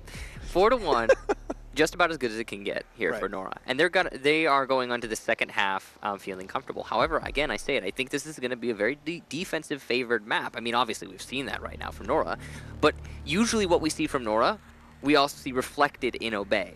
So it's incredibly likely that we're now going to have Obey start their comeback. The question is, can they make it go all the way? Because we saw something very similar on Oregon, which is, not a defensive-sided map per se, but Obey had that 4-1 lead, and then it started to slip away. Now, they won it eventually, 6-4 in their favor, but they lost 3 in a row going into the second half. And that could very easily happen here for Nora. Attackers need to locate Since the and tactical defuse as many timeout, bombs Nora as they Rengo can. has only lost 3 rounds over 2 games. Oh, geez. That's pretty impressive to say altogether. You know, Yeah. I don't know, and I don't think it's fair to put all of that at the foot of the tactical timeout, sure. But I mean, one of the best parts of the pause is being able to regain that composure. We've talked about how this game is, you know, not necessarily as momentum-based as other games where there's an economy to manage and all that jazz. But the momentum more so comes mentally, not necessarily through in-game mechanics, currency, etc. Also, compared to other games, the round count is significantly lower. Right. So, you know, you say, okay, they've only lost those 3 rounds after the tactical pause. I mean, you could also say the first 2 rounds after that pause, or the first 3 rounds even after that pause that they've won, could be directly as a result of the tactical pause for having them, you know, they had pre-called strats that they knew they were going to execute, and they had it all refined, you know, before the match even began. And then, you know, that's a huge margin of those rounds that have been played. So, To be fair, though, 3 rounds in this game is half of your way to victory. exactly, that's exactly what I'm getting at, yeah. Now, I like when we agree. It's so nice. well, I still say there are 6 rounds in 1/2, Parker. Yeah, it's 5-1, Michael. possibly casting from the future, Michael Kickstar Stockley joining us. 30 seconds in, and you can see that Nora Rengo is going to be running a very similar composition to Obey. One glaring exception is that there will be a buck brought out. Interesting. The buck will go into CEO and open up as much as they can with that skeleton key. I'm sure they're aware it's the basement. Yeah, I was going to say, it's not the site, Waka. But he's probably just trying to clear roamers. But then the interesting thing is, like, why are you not droning that there are none there? Well, you have. I think my man might be. Mario is down there, so I mean, it could possibly be that he wasn't droning, somebody else was, and he was just opening up. Could have been, I guess, the easy to see lines of sight. I think it's also interesting that Nora Rengo would routinely put somebody inside of Teller's archives, and that's exactly the first place that they think to attack because True. It could be the difference in meta. maybe they're used to people being in there. I'm not entirely certain. Because of the way that the basement plays out, though, you mentioned how crucial Hibana is on this site. Where are the thermite charges going to go? Instead of opening a lot of the hatches up, very similar to the way that we saw Nora Rengo did, Obey's going to seal them all off, and that's good because it's going to force Nora Rengo to use that precious utility, which are just the 2 extra thermite charges. And this is what Obey was counting on, actually. Right. The reason they banned Hibana was specifically to have a better defense of the basement. Nora didn't really lean into it, but Obey certainly is. Despite that, though, Waka will get at him. It was Jaeger playing in server. My man will respond onto Shin and gets a second onto Waka. He's going for a third, but he just can't land the shot. Mariu will get that headshot, in fact, in his favor, and it's nice and even 3-3. Server control favor Nora Rengo. But we also have a situation where it's pressure coming in through the main stairs. Skies is going to have to focus on 2 angles at once. That was very important. They just hacked the cams. They've got the Maestro cameras now as well, so Benji's 2 Evil Eyes are going to be in favor of Nora Rengo. Benji, though, holding from the garage, will be able to... No, he loses that fight! Bosco hits the C4, though, so diffuser plant denied. Crazy's in the winning position right now, and Mariu's going to back him up with a dedicated push. Only 11 seconds left. These defenders holding on to B. Bosco with a shot onto Crazy and Mariu. What a double kill. Perfect position. And Obey will take the first round of the second half. Gotta question exactly why Nora Rengo didn't bother to push from 2 different directions. You said that they had each other's back, and they did. They could have possibly pinched. I don't know if they were going blind on info. Maybe they didn't have the drones. Maybe they didn't have the calls. From our perspective, you could see that the 2 defenders, they were locked inside of the site. They were in the locker area. They could not get out. And all you need to do is put 1 on the big window and 1 to walk through the main front, or that main door from the garage, and you've got them pinned down. Well, But Nora Rengo decided to rotate and put 2 people over towards the big window. the double up was the wrong call, yeah. I mean, if you're taking your 50% odds and turning them into 25% odds, basically, is what you're doing by doubling up on that window. Because there's not a lot of potential for refrags in that situation. You're basically just giving yourself 2 chances at a push-in through that window, instead of giving yourself 2 separate chances with the push-in through the window and the push-in through the hallway, right? So, bad calculus there, I guess, in the short term from Nora, but you can see, I'm guessing that this is a pause, Tactical pause from Nora Yeah. Rengo being taken. We know that the last time it seemed to pay dividends. Yeah, so this could be enough for them to start another landslide in their favor. So, a landslide is a good way of putting it. Because that's what they got after that last tactical pause. It just barely was rebuffed by Obey. Now, there's one thing that I think, I mean, this also applied to Nora Rengo, but they did an exemplary job of it. But because of the site rotation, the most defendable site, in my opinion, is now locked for 2 rounds, which means that all Nora Rengo needs to do, they just need 2 more rounds, that's it. And then the Japanese will make it on to fight the winner of Liquid versus Vitality, and will actually be Nora Rengo's first victory on an international stage. All they need are 2 rounds.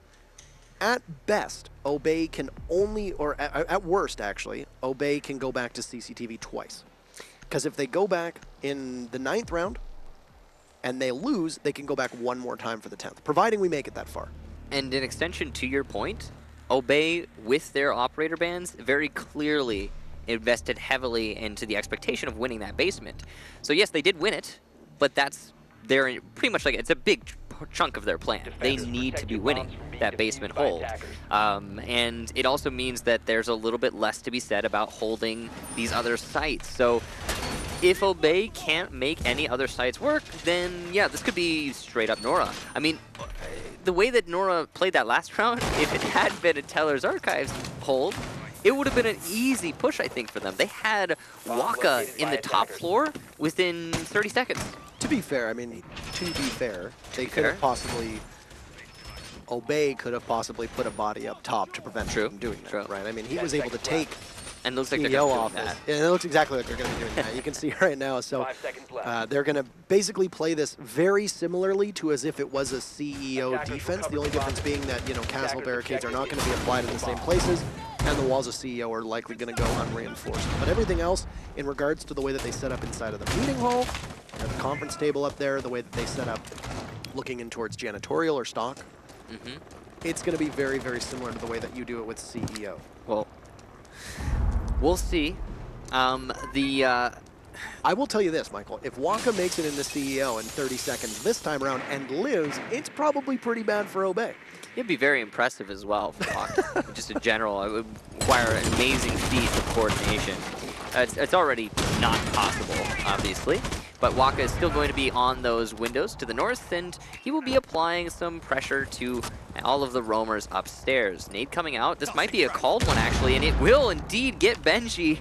So good coordination for Nora to give away the position of the, ironically, Jaeger. I was just about to say, it's always ironic when it's a Jaeger who is taken out by a grenade. You just can't help it. Also on the other side of that wall, unreinforced, the vigil of Maman. Had there been a drone there a little bit sooner, possibly a kill. Possibly could have been an easy kill. Mario there is in a position to possibly strike. As you can see, those walls being unreinforced in CEO, basically going to mean that your full investment up top is going to fall apart very quickly. They're going to find the vigil, and that's Waka with a second, this time using the C8 rather than the frag grenade to find Maman. An impressive take onto the top floor for Nora, and they have plenty of time, half the round, and a 2-man advantage, and lots of soft destruction to boot while they push downstairs into those tellers. Skies is the big X factor for the defense all the way down in the basement, but I'm not sure what he can really do to help his team. And as Waka gets another kill, I believe his 3rd in this round, onto Adam, trying to rotate between sites, it's looking even worse for Obey. Skies will work his way up to the top of server stairs, and he'll hold an angle to see if anybody's going to push through that back alley entrance, but no. Logic bomb going off, meaning that everybody's phone is going to ring. Now there's only 2 people on Obey that's still left. Bosco taking a ton of damage. Waka with 4. Last man standing is Skies. Will Waka collect them all and complete the perfect round? Skies will at least take out Mario and then work his way back towards Archives. He's in sight. We'll get some shot. What a shot on the Waka from Skies, cooling off the hot gun. But Skies will see the diffuser down. Can he pop up and go for the kill? The Thermite there playing very aggressively around the filing cabinet. We'll get a couple bullets through that soft wall where the Mira is positioned. Skies will send out a Nitro Cell, and he'll get 1. This is 3 for Skies. He's going to go for a 4th, but no! Crazy Papillon with the final kill of the round to push Nora Rengo to not just match point, but also series point. they're just one step away. Could you imagine if Obey had gotten 2 kills there before Skies was let loose upon Nora Rengo? Right. I mean, just could have been a completely different round outcome. A nice try, definitely, from Skies. He almost made it work for his team. Now, Nora going on to attack, and Obey not going to be able to go back downstairs yet. It's still a round out, so they're going to have to push their way to CEO. They could have gone to Tellers again, but they want to mix things up a little bit and try their odds. They have to do something to make this work because they're just right next to defeat right now. And this could possibly be it for Obey. Spoilers incoming, by the way, so close your ears. You have been warned. If Nora Rengo wins this round, they will compete against Vitality tomorrow. Vitality taking a 2-1 victory over Team Liquid. So Team Liquid awaits the loser of this matchup. So just to confirm, Team Vitality, the first victor of the day. They will have the rest of the day off to strat and figure out, are they going to play Nora Rengo or Obey Alliance? They are 1 win closer to make it to the quarterfinals. And if I'm not mistaken, that's Vitality, the 4th seed, going against, or not the 4th, but seed rather, but like the 4th position in the group, going against Liquid, the 1st position in the group. The second last team to be confirmed for the Paris Major, only making it in by nature of DreamHack Valencia, which the winner would go to the Paris Major. They finished 4th at DreamHack Valencia, but because the 3 teams ahead of them had already all qualified, the place fell to them. And based on that result, no matter what happens in this match, you're going to be going against a team that's pretty tough. Whether it's Vitality or Liquid, it's going to be a hard-fought match for sure. So obviously you want to get the win wherever possible, and Obey going to be looking to start their comeback here. Nora, though, going to be attacking that top floor, and they have an IQ to gather a lot of information through this roof. Can call out quite a lot of things using this one piece of gadgetry on Bank in particular. And of course, because you don't have, the gadget has been nerfed, so it is only 15 meters now as opposed to the previous 20, but because the CEO office is upstairs, there's not that much separating you from the actual site.